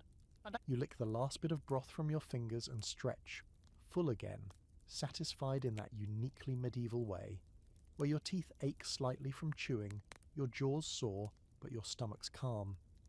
You stand, brush off the breadcrumbs and move on. The street is coming alive again, Evening's creeping in and the bells are tolling faintly in the distance. Somewhere, someone's roasting chestnuts. You smell it on the breeze. But first, maybe something to drink. Because trenches are a meal, yes, but they also make you thirsty, especially when half the crust is still working its way through your digestive system, like a stone in a sock. Still, you can't help but admire the simplicity. Bread as a bowl, a tool that becomes a treat. You smile. Welcome to the future of dining, 13th century style. You follow the drifting smell of something toasty and herbal now, the light dimming as you cross into a quieter part of town. It's not silence exactly. There's still the clatter of hooves, the rustle of carts, the murmur of voices carried through narrow alleys, but the chaos of the central market has thinned. Here you notice more stone buildings, less shouting. A carved wooden cross leans above a doorway, and somewhere behind thick walls, a bell tolls gently. Not the clanging of commerce, but something softer, slower. You've stumbled into the shadow of a monastery. You might not think of monks as fast food types. Quiet, cloistered, celibate men with tonsures and long robes. What would they know about quick meals? But that's the trick. Medieval monasteries didn't just pray and copy manuscripts. They fed people, a lot of people, and often they did it fast. Outside the gate, a small group waits beside a low wooden bench where a large cauldron steams over a brick fire. A novice, young, red-faced and visibly sweating under his coarse robe, tends the pot with one hand and doles out portions with the other. No one pays, no one argues. They simply hold out bowls or flat rounds of bread and receive ladlefuls of thick lentil stew, or in some cases just the broth with scraps. Monastic charity kitchens were the hidden gears of many medieval towns. While merchants sold food and taverns made their coin, monasteries gave it away, fast, hot, and humbly made. Not just to the destitute, but to pilgrims, travellers, the sick, and anyone who showed up hungry. For all the church's wealth and corruption, many religious orders took their vows of service seriously. Feeding the poor wasn't just good PR, it was salvation work. You step closer, and the novice eyes you, then gestures silently with the ladle. You nod, hand him a wooden bowl you borrowed earlier from a tavern and never returned. Don't worry, everyone does it. And he fills it with something beige and bubbling. You find a spot against the wall, sit cross-legged and dip in. The stew is simple, lentils, garlic, maybe a trace of celery or root vegetable. Salted enough to bring out flavour but not overwhelm it. You chew slowly. It's not spiced, not luxurious, but it's soothing. It tastes honest. A meal made without ambition or flair, but with care. Around you the crowd is silent. A pair of elderly women eat with bowed heads. A boy with a ragged tunic slurps from his trencher, wiping his nose on his arm between bites. No one here is talking about spices or complaining about texture. They're just eating, thankful for what's warm and real. Monks had set meal times, strict dietary rules, and often observed fasts and feasts with rigid discipline. But when it came to the charity kitchens, the approach was different. You didn't need to follow the rule of St. Benedict to earn a bowl of barley soup. You just needed to be hungry, and for many travellers, that bowl might be the only meal they'd get all day. Pilgrims on the road to shrines, Canterbury, Santiago, or local holy sites depended on monastic food as much as they did on the blessing of saints. A quick stop at a priory could mean bread, stew, and a night under shelter. No coin required, just a blessing mumbled over your head, and a warning not to steal the spoons. A fringe historical fact. Some monasteries became so famous for their food that they started drawing pilgrims as much for the soup as for the relics. One abbey in the Low Countries was known for a cabbage stew so rich and creamy that people wrote about it in letters. Divinely hearty, one traveller said, and possibly more comforting than the bones of St. Agnes. Take that, Agnes. Of course, not all monk-run kitchens were equal. Some were basic gruel pits, churning out slop with more water than grain. Others were remarkably well organised, with rotating menus depending on the season. Fish during Lent, chickpeas and herbs in spring, root vegetables in winter, and always, always bread. Bread so coarse it made your jaw ache, but still, it was bread. There's a scholarly debate about just how much monasteries influenced local food culture. Some say they simply fed the needy and vanished behind their walls. Others argue their food shaped the tastes of the surrounding towns, especially when former novices opened their own taverns or cookshops, with the recipes they'd learned in the cloister. You can believe either side, but as you sip your lentil broth under a stone crucifix, it's clear that at least here, in this town, the monks matter. You finish the bowl and hand it back. The novice gives you a brief tired nod, then returns to his pot. His robes are splashed with stew. His hands are cracked. He's clearly been ladling for hours. You resist the urge to say anything. This isn't a place for chit-chat, it's a place where food speaks and silence agrees. Before you leave, you notice a small line forming again. People who missed the earlier serving, or who were too proud to join it until their stomachs growled loud enough. Among them is a woman with a baby on her hip and a shepherd with mud up to his knees. No one is turned away. The monastery itself looms behind the cart, its heavy doors closed, its windows dark. You wonder what the monks inside are eating. Probably the same stew, maybe with a bit more salt. Maybe not. In many orders, the monks themselves ate no better than the people they served. As you walk away, the noise of the city returns. Metal clanging, horses neighing, vendors shouting about pies again. The monastery fades behind you, just another building in a city of corners and smoke. But there's something grounded in you now, a memory of quiet charity, of food served without price or pride. It might not be the flashiest meal of your medieval food tour, but it lingers the longest. Sometimes, the fastest food is the one that comes without question, and sometimes the best meal is the one you didn't know you needed. The road pulls you in again, winding out from the quiet monastery lane and back toward the pulsing centre of the city, where something has changed. The energy is bigger, brighter, and louder, impossibly louder. Bells clang not just from churches but from carts, stalls, and the hands of children running wild through the crowd. Music drifts in from all sides, drums, pipes, a lute being plucked within an inch of its life. You've stumbled into a medieval festival, and it's less a celebration and more a sensory ambush. Crowds swarm every corner of the open square. There are jugglers tossing apples with dramatic flair, dancers stomping in rhythm on planks laid over the mud, and men in masks heckling passers-by for coins. You hear the jangle of tambourines and the bark of a dog trained to walk on its hind legs for scraps. Overhead, streamers flap in the breeze, their faded colours catching the sun. But more than anything, more than the noise, the chaos, the swirl of motion, what hits you hardest is the smell. Meat. So much meat. It's in the air, drifting thick as fog, smoky, fatty, sweetened with something that smells like burnt sugar and beer. You follow the scent through the crowd like a divining rod, weaving past revellers in flower crowns and jesters in bells, until you reach the source, a spit nearly as long as a wagon, mounted over a pit so deep it radiates heat like a forge. And on that spit, rotating slowly, is an entire pig, crackling, blistered, golden, dripping with fat into the flames below.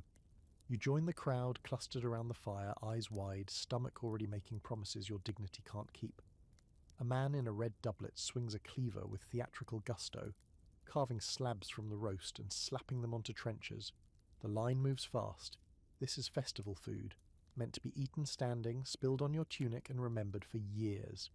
You get your portion, a hunk of roasted pork blackened at the edges and still steaming.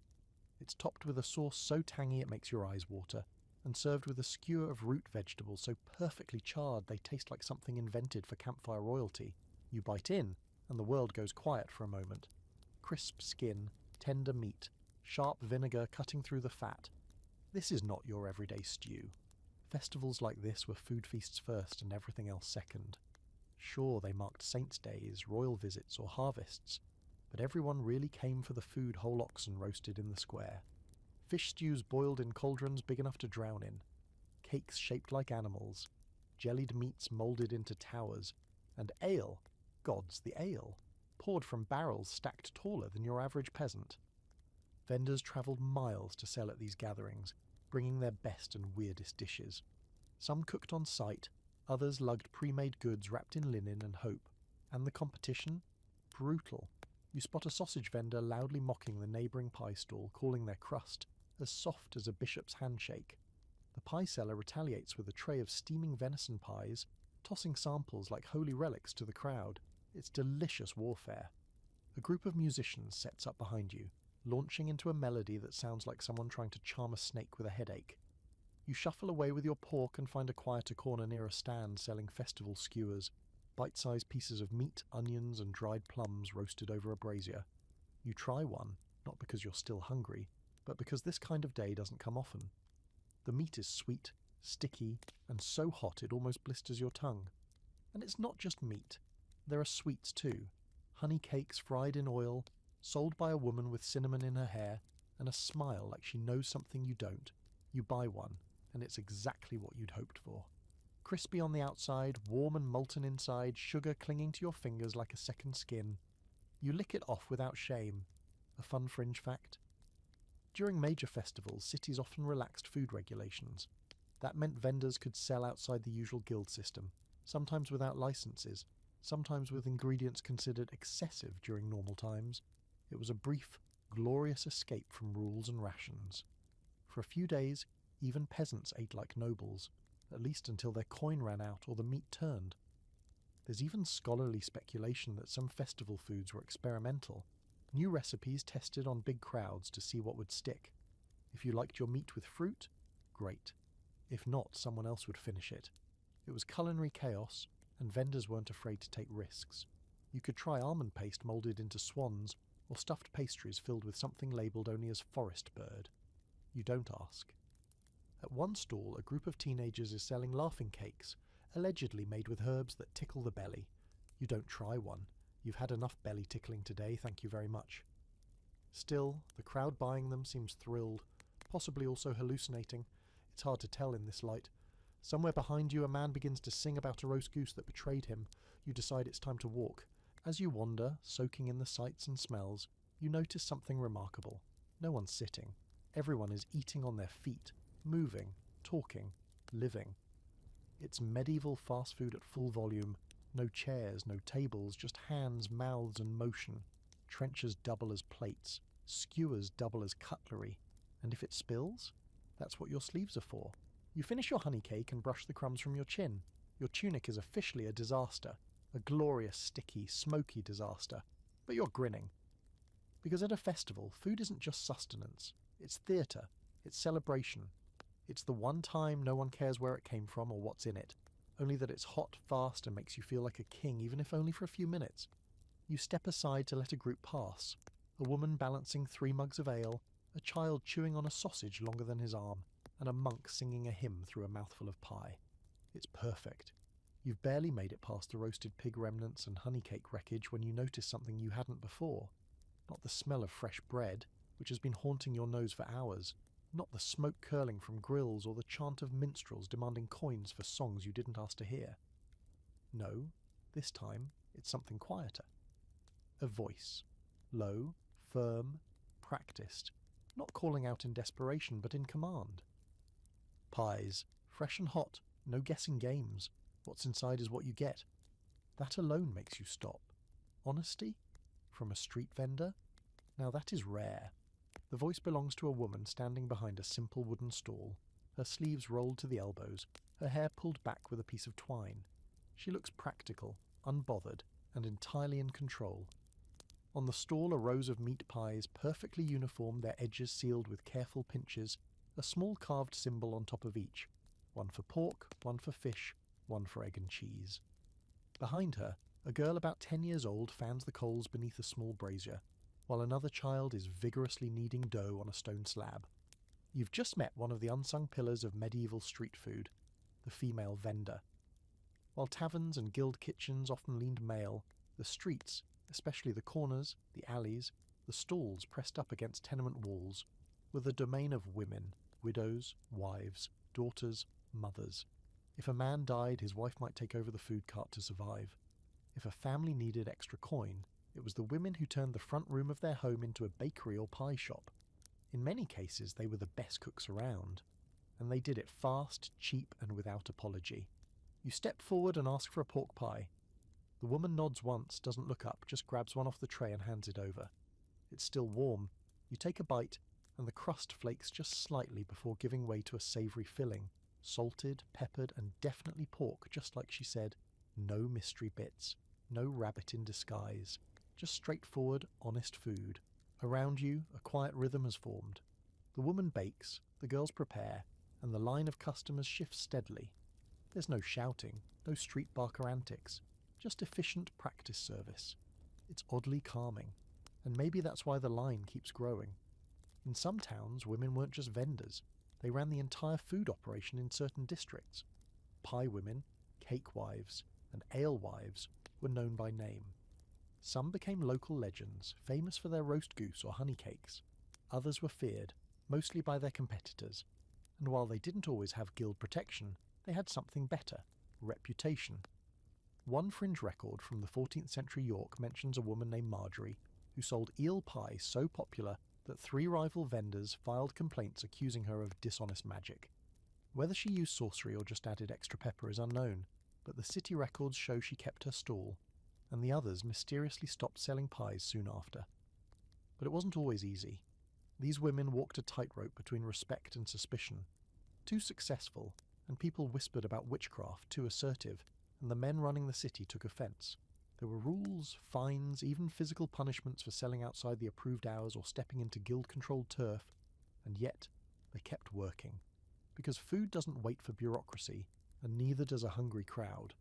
The girl fanning the coals coughs and shifts her position, her hands expertly adjusting the pan above the flames. You realise she's no apprentice, she's part of the business. The woman speaks to her without looking. "More fish pies ready?" The girl nods, then grabs a handful of dough and starts shaping. It's a family affair. Many of these stalls weren't just solo acts. They were family-run machines. Siblings making dough, daughters grinding spices, mothers managing coins and customers. Fast food wasn't just a meal. It was a livelihood passed down generation to generation, with recipes whispered between bites and secrets encoded in spice. There's debate, of course, about how free these women really were. Some historians argue that female vendors had more economic independence than most women of their time, earning their own coin, managing stock, and negotiating with customers. Others say it was survival, not freedom, and that most profits went to male relatives or landlords. Probably both are true, depending on the city, the year, and the woman herself. You buy a second pie, this one marked with a simple fishbone carved on top. Inside, it's chopped white fish with parsley, vinegar, and something tangy you can't name. It's briny, rich, and perfect for eating while walking. Which you do, nodding to the girl as you leave. She doesn't smile, just returns to kneading. Business never stops. Farther down the lane, another female-run stall is selling fried flatbreads dusted with honey and caraway. The vendor is older, with grey hair and arms like rolling pins. She slaps the dough onto the grill without looking, flips it, dusts it, and hands it over in one seamless motion. You buy one naturally. The outside is crisp, the inside airy, and the sweetness clings to your fingertips long after the last bite. You sit on a stone step and watch as the women around you feed half the city. No shouting, no flamboyant knife tricks, no boasts, just precision, heat, and care. A girl no older than 12 brings a basket of bread rolls down the street, selling them 3 for a coin. A young woman with a tray of hard-boiled eggs walks past singing softly, her voice nearly drowned out by the crowd. And suddenly you realise how invisible this labour can be, how essential, how constant, and how easily overlooked. These aren't the grand feasts or flaming spits of festival fame. This is the everyday, the sustenance, the food that gets you through a morning shift or a night without coin. It's made with skill, but no celebration. Just hands, heat, and hours of work. You finish the last of your flatbread, lick your fingers, and stand. The street is buzzing now, the light shifting golden again as the day begins its slow descent. Somewhere nearby, a bell rings, and the woman at the pie stall begins to pack up. She stacks her trays, wraps her leftover dough, and gestures to the girls. They move quickly, wordlessly, without a single wasted motion, because tomorrow they'll do it all again, and the day after that. Fast food doesn't rest, especially when it's made by the people holding up half the city with one hand and kneading dough with the other. You walk a little slower now, belly comfortably full, the heat of roasted pork and honeyed flatbread still lingering in your limbs. The sun's dipped just enough to throw long amber slants across the road, highlighting the dust that floats in the air like flour on a baker's hands. The streets remain busy, never silent, not here. But the pace softens, and as you turn onto a quieter side street, a line catches your eye. Not long, not loud, just steady. They're waiting outside a bread stall. It's a simple setup. A long table with baskets of loaves piled high, behind which stands a man with arms like tree limbs, and a face that looks carved from bread itself, weathered, flour-dusted, and stoically unreadable. On one side of the table sit rows of pale, round loaves, soft-looking, near white. On the other, darker, rougher hunks of bread, cracked and uneven. You join the line, curious. The man calls out his prices in a dull, habitual tone. The white bread costs twice what the dark bread does. Predictably, most in line are here for the black loaves. You watch as a boy steps up, places 2 coins on the table, and receives a single piece of brown bread the size of his head. The man behind him offers 3 and gets a white loaf, wrapped in linen, handed over like a treasure. You're witnessing one of the clearest expressions of medieval class divide: bread. Not all bread was created equal. In fact, bread was arguably the most politically, economically, and socially charged food in the Middle Ages. What you ate, whether white, brown, rye, oat, or barley, was a visible, edible signal of your place in the world. Nobles ate fine white bread known as wastel or mancha, made with sifted wheat flour. Soft, light, and finely milled, it was a luxury product. Everyone else? They ate black bread, a dense, hearty loaf made with rye, barley, oats, and whatever else was on hand. You reach the front and opt for a slice of each. Why not? 1 dark, 1 light. You pay a little extra, curiosity tax. You bite into the black bread first. It's coarse and nutty, with a bitterness that reminds you this is food made to last, not to delight.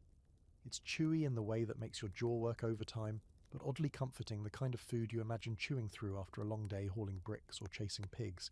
It's made to fill, not thrill. Then the white. It's soft, barely any crust. Light as air by comparison, but bland. So bland. Like someone tried to remove all flavour in exchange for status. You chew it, but it doesn't satisfy in the same way. It tastes like money, and like the absence of need. Bread wasn't just food. It was economics. It reflected crop yields, taxation, baking rights, and class laws.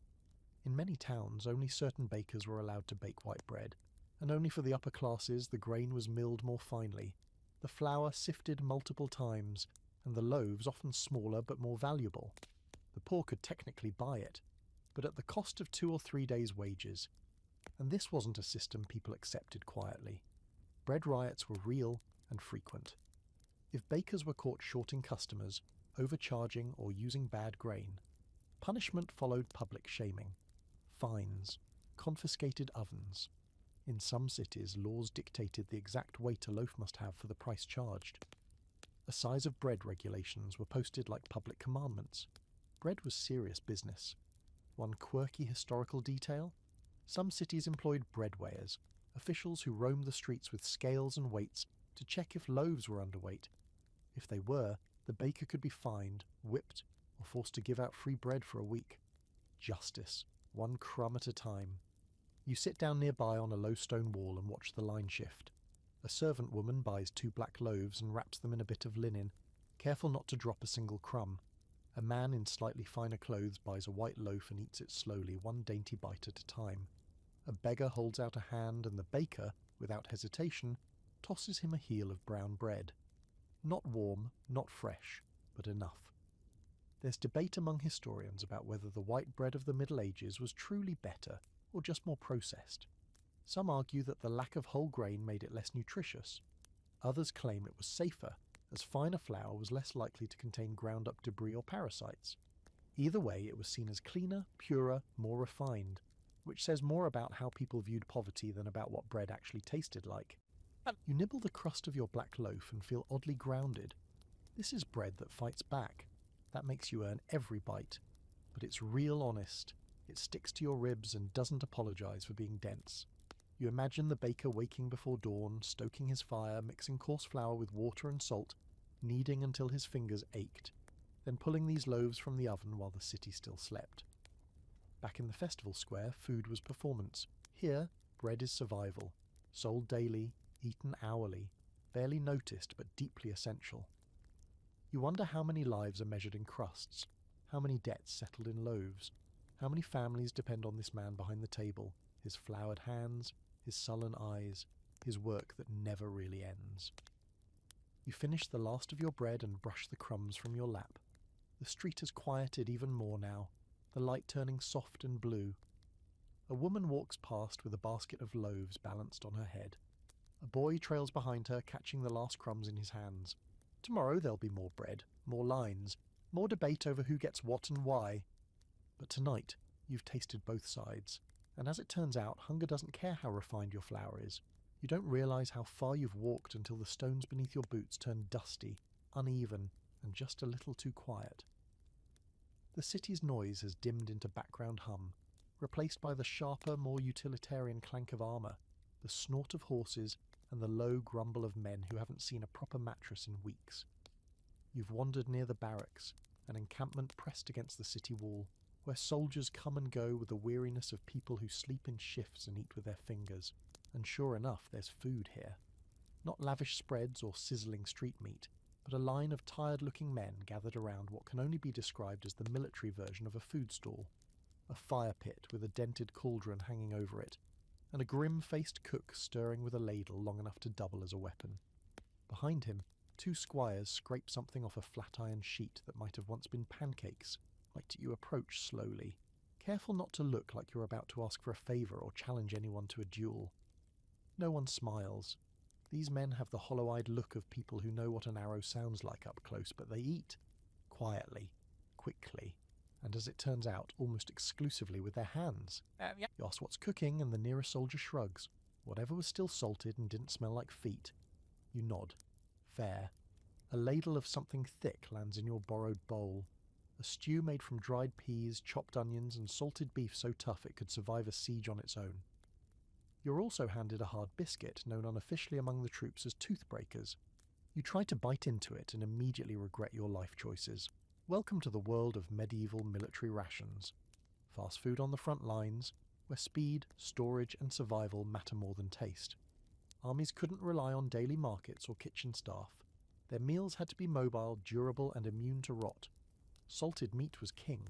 Beef, pork, even fish, rubbed in salt until it turned stiff, then packed into barrels for travel. It could last weeks, sometimes months, though it needed soaking or stewing to be edible.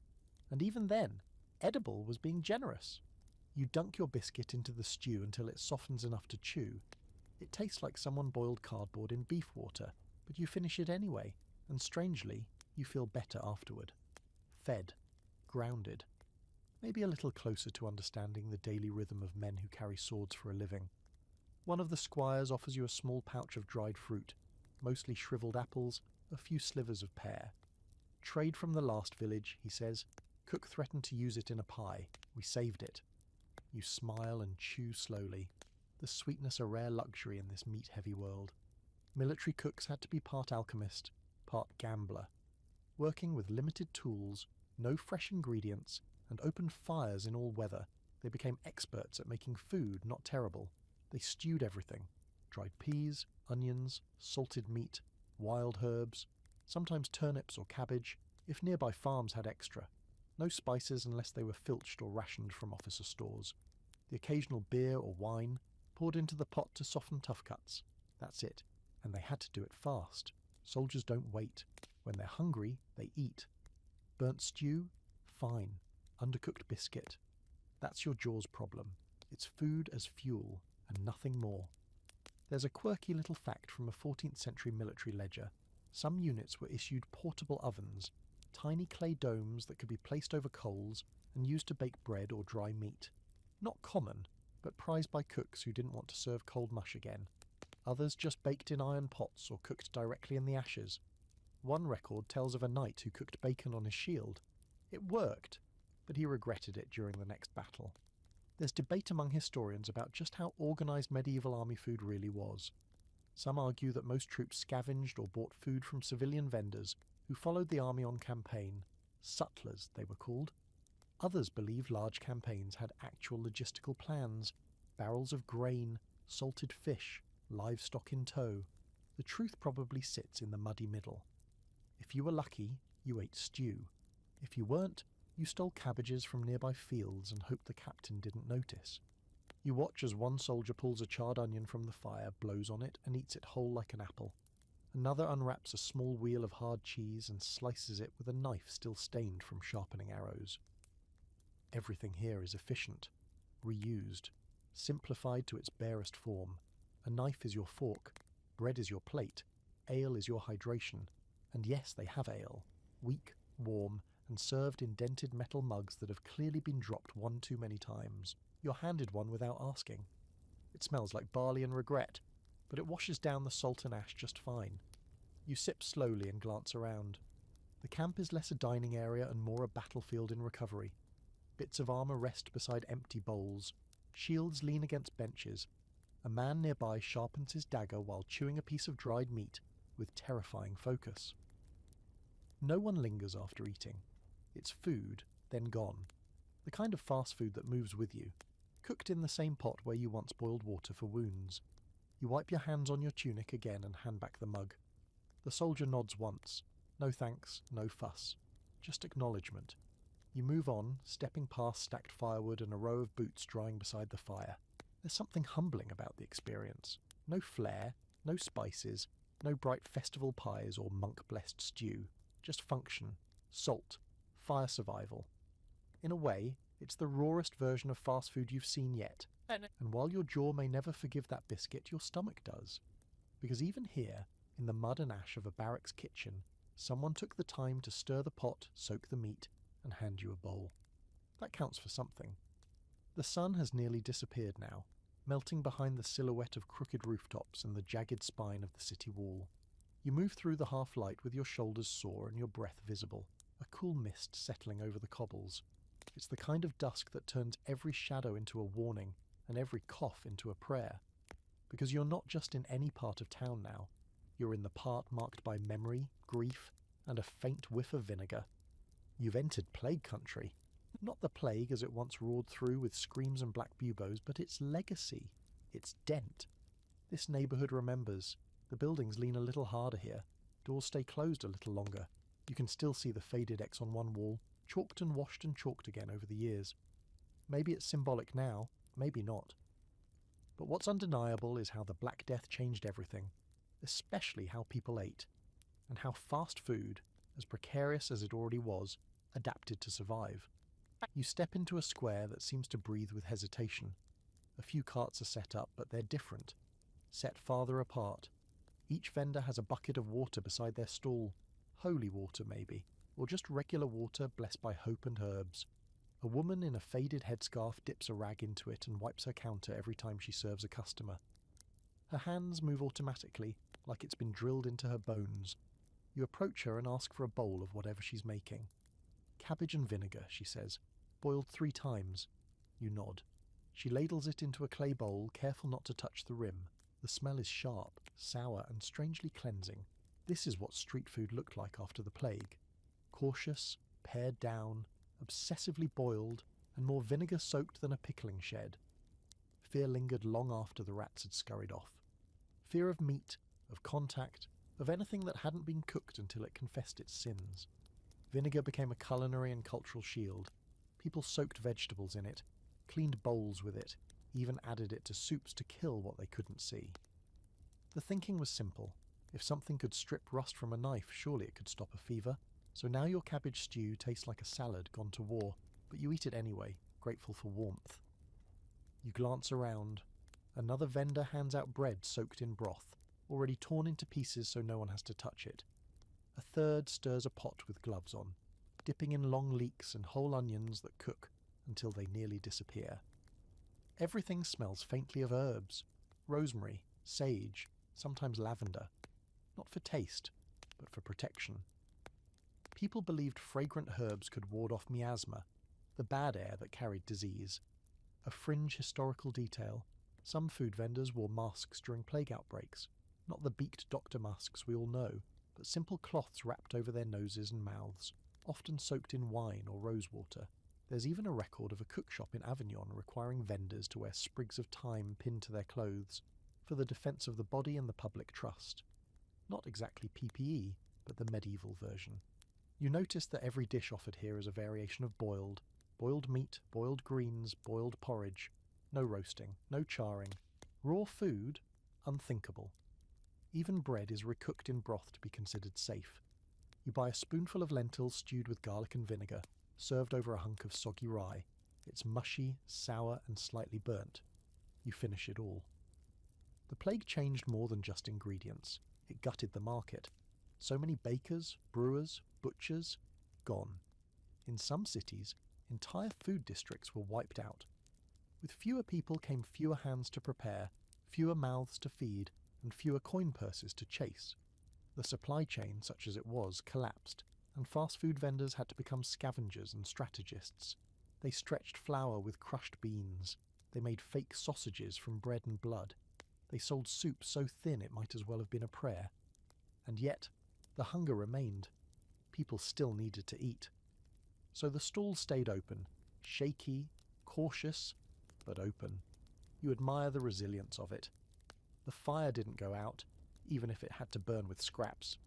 There's debate among scholars about whether food safety actually improved after the plague. Some argue that fear brought better habits, cleaner stalls, boiled dishes, fewer raw risks.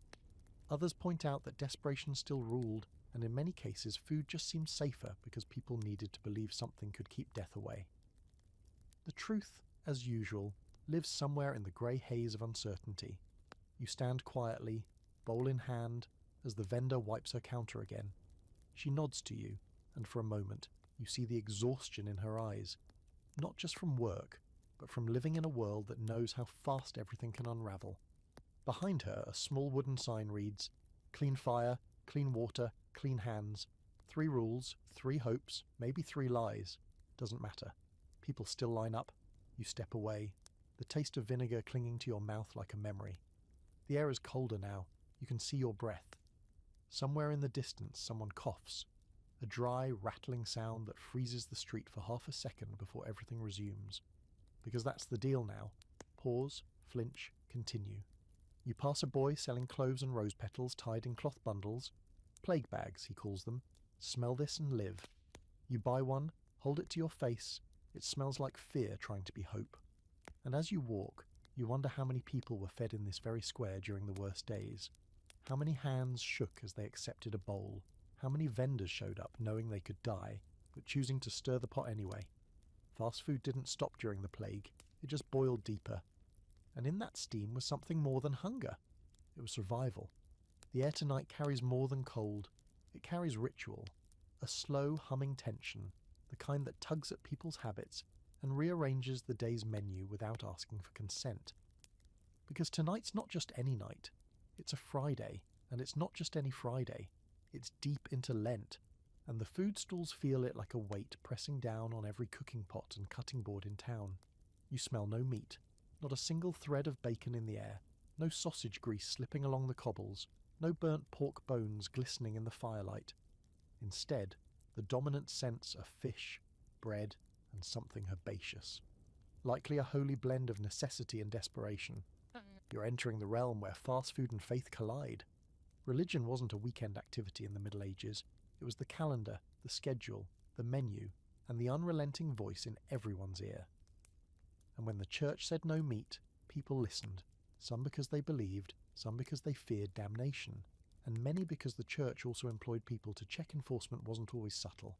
Selling meat during a fast day could get you fined, banned, or hauled up before a bishop with nothing but your prayer beads and excuses. So what did medieval fast food look like when meat was off the table? You don't have to look far. The first stall you pass is steaming with fish stew, thin, white-fleshed cod cooked in broth with leeks and garlic. It smells good, even if it looks like it was cooked in the dark by someone afraid of flavour. You accept a bowl, eat it slowly. It's salty, watery, but hot, a comfort against the chill, if not a thrill. The next stall sells fried herring, split down the middle, breaded in coarse meal, and cooked in oil over open coals. You watch a man bite into one, pick out a bone, and keep chewing like nothing happened. You follow suit. The fish is crisp, with a sharpness from vinegar poured over it right before serving. It's fast food that answers to heaven, and not just on Fridays. In the medieval church calendar, there were a lot of meatless days, over 100 every year depending on how pious or paranoid your local priests were. Lent alone demanded 40 days of abstinence. Advent added more. Even Wednesdays and Saturdays could come with meat bans. So food vendors adapted. They made mock meats, dishes designed to imitate sausage or roast without actually being, well, enjoyable. You spot one now, a breaded patty made from ground almonds, chickpeas and herbs. You bite in. It tastes like someone once read a recipe for meat and got distracted halfway through, but it's warm and weirdly filling. One stall, tucked in a churchyard corner, sells only fish pies. They're marked with crosses carved into the crust, both a signal of piety and a subtle nudge to customers. This one's holy, not ham. You try one. The crust is flakier than most you've had today, and the filling, eel and onions, is rich without breaking any religious laws, technically. There's a historical debate here. Some scholars argue that the church's rules helped develop a whole subgenre of creative cuisine, forcing cooks to explore new ways to feed people without relying on meat. Others suggest it just led to a lot of cheating. Fish cooked to look like chicken. Eggs claimed to be spiritual food, not animal flesh. One record tells of a noble who insisted that beaver tail counted as fish. Because beavers swam, the church eventually agreed. The beaver did not get a say. You sip a mug of ale, yes, still allowed, and take in the subtle pressure all around you. The stalls are quieter tonight. No one shouting, no aggressive upselling, just careful compliance. You see one vendor quietly packing up a bucket of pork sausages, hiding them under a sack of onions. A woman stands nearby, arms crossed, eyes narrowed. She doesn't say anything, but her expression promises a quick confession if he's caught. Religion wasn't just present, it structured the medieval food world. Vendors knew when to offer meat, when to swap to fish, when to fast entirely. Some even built two menus, one for ordinary days, one for holy days. Taverns did the same. The good ones had Lenten pottage and Advent pie ready to go like an ecclesiastical fast food combo. You find a baker selling bread rolls filled with onions and herbs. No lard in the dough, he swears, only olive oil. Expensive, but acceptable.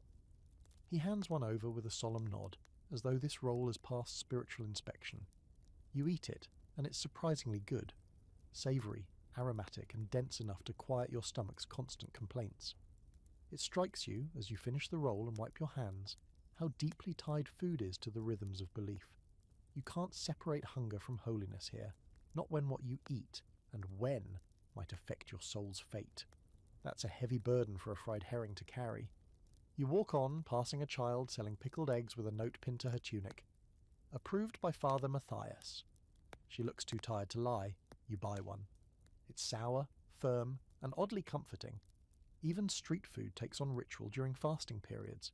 Vendors recite their ingredients like scripture. Crosses are carved into pies, herbs are blessed before being boiled, and the line between dinner and devotion blurs completely. You could be eating a bowl of fish stew, but if it's Friday and the right prayer is said, it might also be your penance. No. You finish your egg and tuck the shell into a crack in the wall, alongside dozens of others. A small tradition, apparently. Maybe for luck, maybe for no reason at all. The bells ring again, 3 slow tolls, and the street begins to thin. Some vendors pack up. Others kneel beside their stalls to say prayers. The air feels heavier, the night colder. Not unpleasant, just hushed. You take one last look at the row of stalls, still warm with steam and quiet resolve. In a world where hunger never sleeps, even heaven has to accommodate a few quick meals, just as long as they're meatless. The city is nearly asleep now. Candles flicker behind shuttered windows, casting faint halos on the cobbles. Even the cats, who've spent the day loitering near food stalls and stealing cooling pies, have disappeared into the cracks. You're left wandering the alleys, with only the soft hush of distant voices and the faint smell of wood smoke for company. And yet, something stirs ahead. A glow, a scent, a low thrum of conversation. Not loud, not showy, just steady. You follow it, curiosity leading your feet more than hunger now, and find yourself at the edge of what looks like a covered alleyway, tucked behind a row of taverns. The entrance is flanked by barrels and broken crates, almost like it doesn't want to be found. But inside, the warmth is immediate, not just heat from the fire, but from the people. This is the after-hours cookshop, the medieval equivalent of a late-night diner, where workers, night guards, travellers, and anyone who can't quite sleep find their way for one last bowl, one last bite, one last bit of comfort before the long dark settles in. You slip inside and sit on a worn bench at a shared table. A woman with a wide apron and soot-smudged cheeks hands you a bowl without asking what you want. That's how it works here. There's no menu, no performance, just what's left and whatever's hot. Tonight, it's onion broth. Thin, salty, flecked with herbs. A crust of bread floats in the middle, already soaked through. You take the bowl in your hands and sip slowly. It's not fancy, not layered, not particularly interesting. But it's warm, and it makes your shoulders relax for the first time in hours. These cook shops didn't get much fanfare in the official records. They weren't taverns or inns, didn't always have signage, and operated in that grey space between legal and necessary. Some were just back kitchens that stayed open after closing. Others were family homes that moonlighted as soup vendors once the bells tolled. But they were essential. Not everyone had a hearth to cook on, especially among the city's poorer residents. Many lived in tenements with no chimney, no pots, no space, so they ate out. Not as a luxury, but as survival. And at night, when the market stalls closed and the bakers went silent, places like this kept the city alive.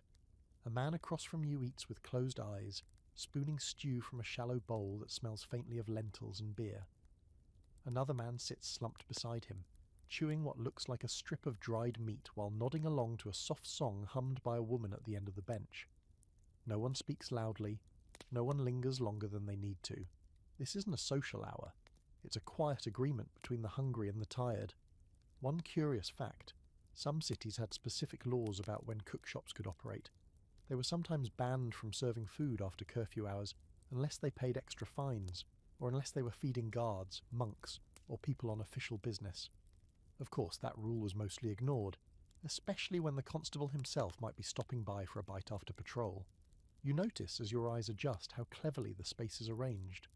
One woman tends the fire, another pours thin ale into chipped mugs, and a third is ladling broth from a pot so deep it could hide a small child. There are no tables, just boards stretched over barrels, no bowls match.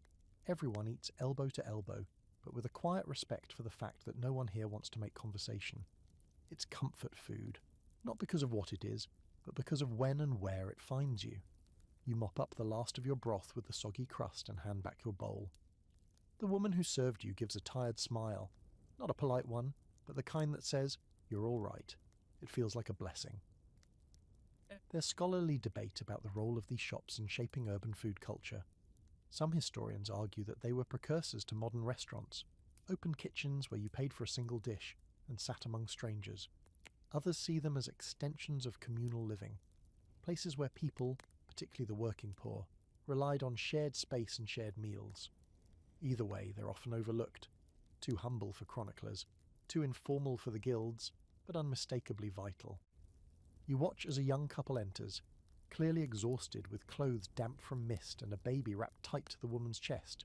They sit, and within moments 2 bowls are placed before them. No words, just food. The baby stirs, the mother sips. The man rests his head in his hand and breathes like he hasn't all day. This is what fast food looked like in the after hours. No flourishes, no fire tricks, just sustenance handed over in silence. The food equivalent of a warm blanket. One man stands abruptly and leaves a coin on the barrel. The door swings shut behind him. Another woman shuffles in and takes his place without a pause. The bench never cools. The rhythm continues. You wonder how many people have eaten here over the years, how many stories pass through this doorway unspoken. Grief, joy, hunger, fear. All boiled down into one more spoonful of broth, one more crust of bread. You stretch, your body slower now, heavy with warmth. You've eaten all day. Pies, trenchers, stews, meat, fish and mystery patties. But this simple bowl at the end of it all? This feels the most human, the most timeless. You thank the cook with a nod. She nods back, already moving to refill another bowl. No names, no tab, just understanding. Outside the mist has thickened. The city's asleep, or pretending to be. You pull your cloak tighter and walk into the fog, the last taste of broth still on your tongue, your breath ghosting into the cold air. Somewhere behind you, the kettle boils again. Another bowl is filled, and another night carries forward on the back of something warm, fast and quietly kind. The streets are hushed now, every sound amplified by the stillness, your boots on damp stone, the occasional sigh of wind curling between shutters, the soft drip of water from a gutter above. You move like a ghost through the sleeping city. The buzz of taverns long faded, cook fires cooling, the day's scents now just faint memories clinging to corners. But up ahead, Past the stables and the closed gates of a grain merchant's yard, you spot a single flicker of firelight, steady, stubborn, and alive. It's a cart, a real one this time. Wooden, two-wheeled, painted once but now dulled with soot and grease. It's parked under a crooked beam jutting from a tenement, smoke rising from a small brazier inside the cart's belly. The vendor isn't shouting. He doesn't need to. The smell does the talking. Charred, sweet, unmistakably late night. You drift closer and see it at last. Hot meat pies, but not the carefully marked, respectable kind you saw earlier. These are sloppy, mismatched, oozing from their crusts like they've been hurried into existence by someone who had no time for neatness. You're handed one without a word. No questions, no coins exchanged yet. This is the post-curfew economy. Pay later, or don't. Depends how well the vendor remembers your face. You bite in. It's hot, recklessly hot. You burn your tongue immediately and have no regrets. The crust is thin, crumbling at the edges, barely holding together inside. Meat, you think. Probably pork. Could be mutton. You taste sage, onion, and just enough salt to make you want another bite. It's glorious messy, defiant. This is the realm of the Moon Market, an unofficial, unlicensed network of food vendors who operated deep into the night, feeding those who didn't stop working when the sun set. Bakers finishing late shifts, guards on patrol, prostitutes waiting for dawn, thieves full of adrenaline and hunger. These carts didn't follow guild rules. They didn't always ask permission. They were nimble, adaptable, and technically illegal most of the time, and yet they flourished. Because hunger isn't bound by law, and neither is a craving. A man next to you, drunk, humming to himself, orders 2 pies and a slab of something grilled on a spit. A small piece of offal wrapped in cool fat, charred at the edges. He pays in buttons. The vendor shrugs, pockets them. Barter. Favours. IOUS, scrawled on the backs of other people's parchments. This economy has its own rules. You ask for one of those skewers, out of both curiosity and mild peer pressure. The vendor hands it over. You bite carefully. It's fatty, gamey, intensely seasoned with mustard seed and something smoky. Not bad. Probably liver, possibly pigeon. You've learned not to ask after dark. This corner of the food world was never meant to be polished. It was born of need, fed by fatigue, and sharpened by risk. Some nights, vendors like this one were chased off by the constable, their carts seized, their food dumped in the street. Other nights, the constable showed up for a bowl of stew and a bit of gossip. Depends on the mood, depends on the moon. One quirky fact. In some cities, moon market vendors were rumoured to have secret whistles. 2 notes for safe, 1 for move, 3 for hide the meat. No proof survives, but several surviving tavern songs reference whistle pie men and midnight stew, suggesting that this wasn't just trade, it was culture. There's scholarly debate about whether these vendors were just rogue cooks, or something closer to a proto-foodie underground. Some argue they were simply poor folks making do. Others suggest they were the innovators, experimenting with flavours and combinations no daytime vendor dared try nighttime food, had fewer rules, fewer eyes. If you wanted to try meat with pickled walnuts or stewed leeks on oatcakes, this was your window. You walk past another stall, a woman grilling dough on a flat iron sheet, pressing it flat with her palm, then filling it with chopped eggs and leeks. Moon pockets, she calls them. You buy one. The dough is still soft and slightly sour from resting too long, but the filling is warm and herbaceous, the eggs crumbling gently into the bread like a hug wrapped in carbs. It's not just what's being sold, it's how. Vendors talk in whispers, laugh low, share small bits of news. One tells another where a certain guard patrols. Another warns about a church warden sniffing around tomorrow's stalls. Information flows as freely as ale. And speaking of ale, yes, it's still here. Thin, slightly sour, but poured in wooden cups or clay mugs without judgment. You're handed one, again without asking. You drink it slowly. It tastes like it was brewed in a hurry and stored in a bucket. But it's wet and you're thirsty. There's a young boy tending a small fire under a pot. He's stirring something, maybe broth, maybe porridge, maybe trouble. You ask. He shrugs. Whatever didn't sell today. You laugh. Take a bowl. It's lentils, barley, some kind of fat and a surprising kick of garlic. It shouldn't work, it does. And that's the charm of these places. There's no presentation, no branding, just necessity disguised as creativity. These cooks feed whoever shows up. No seating, no cutlery, just bowls, bread, heat, and trust. You stand there for a long time, eating your moon pocket, finishing your ale, letting the firelight warm your hands. Around you, the city hums quietly. The side of it most people don't see unless they're still awake for a reason. This is the final phase of medieval fast food. Not glamorous, not celebrated, but absolutely essential, because hunger doesn't care about curfews. It doesn't respect church bells or royal edicts. It walks in the dark, finds a cart and pays with whatever it has. And in return it gets a pie, burnt edges, mystery meat and all. You leave the moon market behind slowly, walking through the mist like someone trying not to wake a sleeping giant. The food lingers in your belly, warm, savoury and slightly confusing, but it's welcome comfort in the deep silence of a city between shifts. By now, even the drunks have gone quiet. Somewhere in the distance a dog barks once and then thinks better of it. You round a corner near the city wall, following instinct more than direction, and find a sight that almost seems out of place for how still everything else is. A baker's oven, still glowing. It's built into the side of a stone building. Part shop, part home, part neighbourhood necessity. The smell of bread, real bread, fresh and rising, floats on the cold air like a siren song you'd thought all the baking had wrapped up hours ago. But this is the baker's hour, the strange liminal time when the rest of the city sleeps and the bakers begin. You step closer, half expecting to be shooed away, but the baker, middle-aged, flour-dusted, and absolutely not surprised by your appearance, just lifts a hand in greeting, no words. He gestures to a nearby bench and nods toward a small tray resting on a shelf. You sit. The bench is warm from the oven wall. He hands you a roll. No charge. Not tonight. It's still hot, crusty on the outside, steaming in the middle. Simple. White flour, water, yeast, and maybe just a ghost of salt. You bite in, and for a second, nothing else matters. Most medieval fast food depended on people like him, those who worked through the night to make mornings possible. Bakers weren't just bread makers, they were the city's pulse. Their ovens never truly went cold. They served vendors, taverns, monasteries, markets, hospitals and homes. Without them, nothing started. And yet, baking was brutal.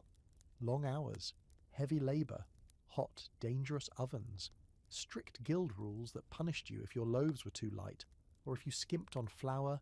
A single bad batch could mean fines or shame, or worse, suspicion of cheating customers. The assize of bread laws were no joke. Loaves were weighed, prices monitored, ingredients scrutinised. This baker seems unconcerned. He moves like someone who's done the same task every day for 40 years and no longer thinks about it.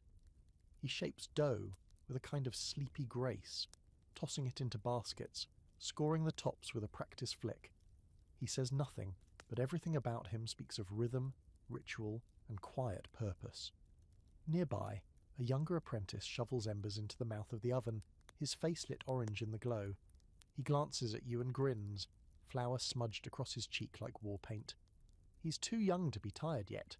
You notice other things too. A small basket of hard rolls labelled for delivery to the hospital, a tray of oatcakes set aside for the poorhouse, a few sweet buns, raisin-studded, likely reserved for a priest or noble household. Even in the silence, the flow of the city continues, and the baker is one of the few who still has his hands on the wheel. A quirky bit of history. Bakers often had agreements with local taverns or street vendors. They didn't just sell bread, they loaned oven space. Many vendors lacked proper hearths, so they'd prepare pies or dough at home and bring them here to be baked. These arrangements were semi-formal, a coin here, a loaf there, or sometimes just a trade-in-kind bread for stew, heat for help. You're watching that very thing now. A woman enters carrying a tray of small meat pies carefully covered with linen. She hands them over, and the apprentice takes them into the back with a nod. No discussion, just habit. Her cart is probably out there somewhere, cooling in the dark, ready to serve first thing at dawn. There's a scholarly debate about how communal these ovens really were. Some argue they were tightly controlled, only accessible to guild members. Others point to records of public bakehouses, shared spaces where people could rent time and fire.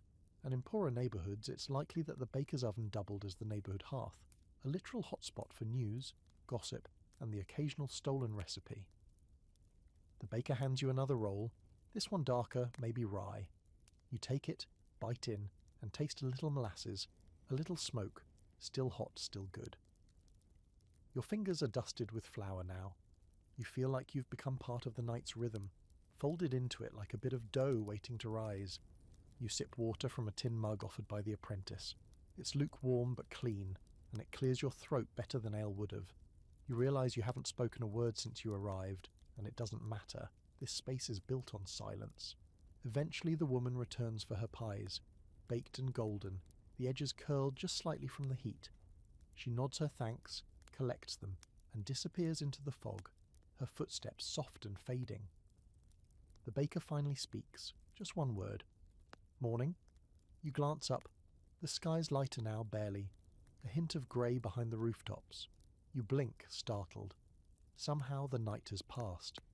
The baker shrugs as if to say, "This happens."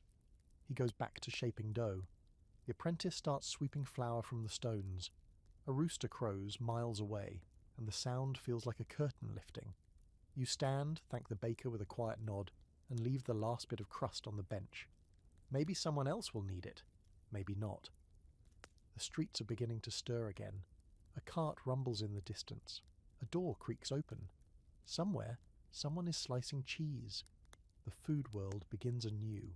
But in this little corner, where the ovens never stopped, the day has already begun, and it smells like bread. The sky shifts from grey to pearl as dawn officially presses its thumbprint on the city. A few clouds cling stubbornly to the horizon, but the light seeps through anyway, slow and silvery, like a secret creeping in the streets. Once hushed and heavy with sleep begin to rustle to life. Doors creak open. Dogs stretch and shake off the night. From the rooftops, pigeons begin their morning diplomacy, fluttering, cooing, eyeing breadcrumbs that don't yet exist. You walk with that strange weight that comes after a long night of wandering and eating, not quite tired, not quite awake. Somewhere in between, you've seen every kind of meal this city has to offer, from spicy sausage and fried fish to stewed lentils and midnight mystery pies. And now, you find yourself drifting toward one last stop, not because you're still hungry, but because there's a kind of poetic symmetry in ending where it all begins. The morning market, it's already stirring by the time you arrive. Vendors are unpacking carts, stretching aching limbs and shouting greetings that sound more like challenges than hellos, produce being arranged in pyramid-like stacks. Fishmongers slap their wares on wet boards, scales glinting in the early light. Bakers roll out steaming carts. Loaves still hot from the ovens you left just an hour before, smoke curls from early fires. Metal clangs. Somewhere a man is arguing about the price of radishes with the same energy most people reserve for war. But what catches your eye isn't the chaos, it's the rhythm. You realise slowly that this is the city's breakfast table. Not in the way we think of breakfast today, no omelettes or orange juice, no pastries piled on porcelain, but in the raw, immediate need to get calories into the body before the work begins. These meals aren't designed for leisure. They're tactical, strategic, fast.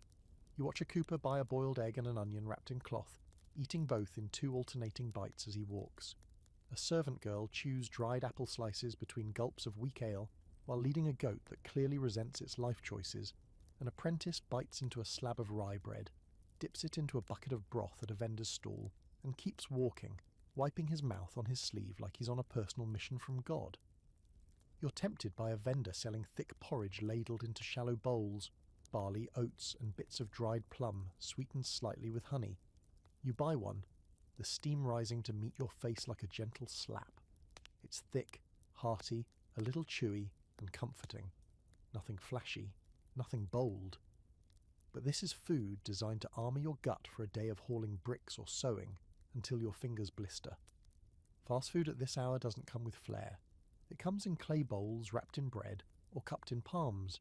It's ale instead of coffee, eggs with ash still on them, bread that scratches a little going down, but it's quick, cheap, filling, and reliable.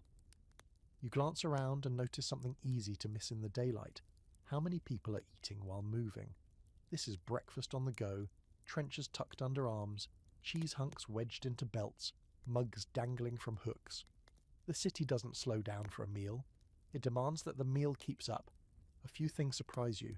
One stall is selling warm goat milk spiced with crushed coriander and honey. An unusual treat this early, but the line is steady. Another is grilling flatbread smeared with garlic paste and crushed greens, less of a breakfast dish and more of a "don't tell my priest I ate this before Mass" sort of thing. You get one. It's pungent, oily, and incredible. Your breath may suffer, but your soul feels strangely nourished. There's also a small crowd around a woman selling egg pies, miniature ones, baked in what looks like repurposed oyster shells. Eggs, leeks, herbs, a bit of cheese if you're lucky you ask for one. She hands it over with a wink. It's just barely warm, but bursting with flavour. Savoury, creamy, full of morning confidence. You pass a group of boys playing near a cart that's roasting chickpeas in a flat pan. They scatter when a merchant yells, but not before grabbing a handful each and stuffing them into their tunics. The vendor just rolls his eyes and keeps stirring. He's seen it before, he'll see it again. One curious footnote. In some towns, morning food vendors were strictly regulated, allowed only in certain streets, banned from others. The logic: early food meant early trash, and early trash meant rats. Some neighbourhoods banned breakfast vendors outright to keep the streets cleaner, while others taxed them extra to pay for cleaning. Not that it stopped the vendors. Breakfast, like rats, always finds a way. There's a scholarly argument that medieval breakfast was more widespread than traditionally believed.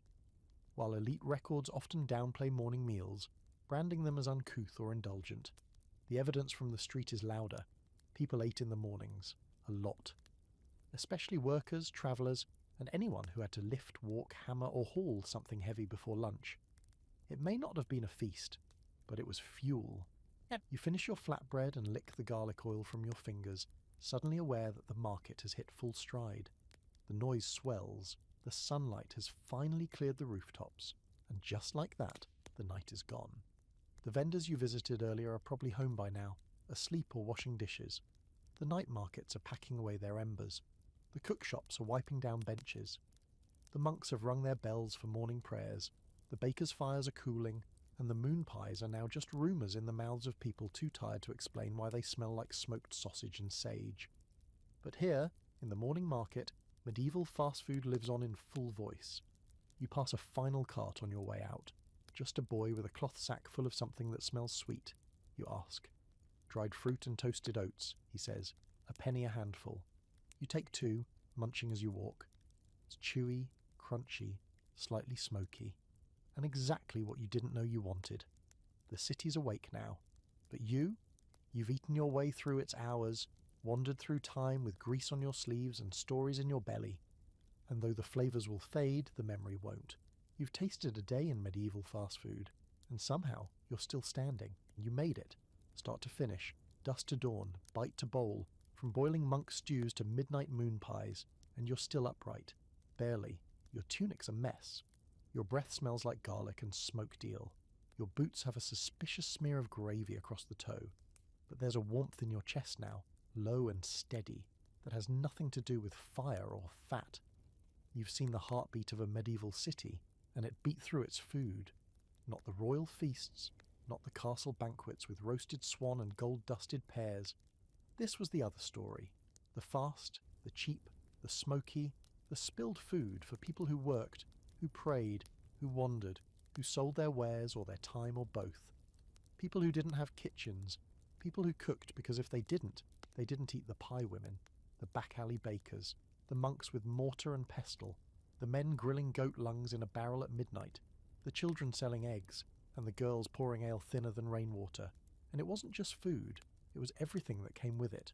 The rules, the risks, the sacred fasts, the whispered cheats, the ingenuity of pressing scraps into satisfaction, the soft hum of prayer in a cook shop, the way vinegar tried to scare away death, and the quiet, holy moment of someone handing you a bowl without asking who you were.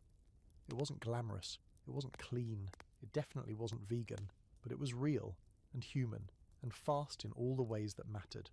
So now, wherever you are, in a soft bed or a creaky chair, with modern snacks at arm's reach or dinner still waiting in the kitchen, breathe out deep. Let the world slow again. Let the stories settle in your bones. Because for one night, you travelled back. You ate your way across centuries, and you probably won't look at a meat pie the same way ever again.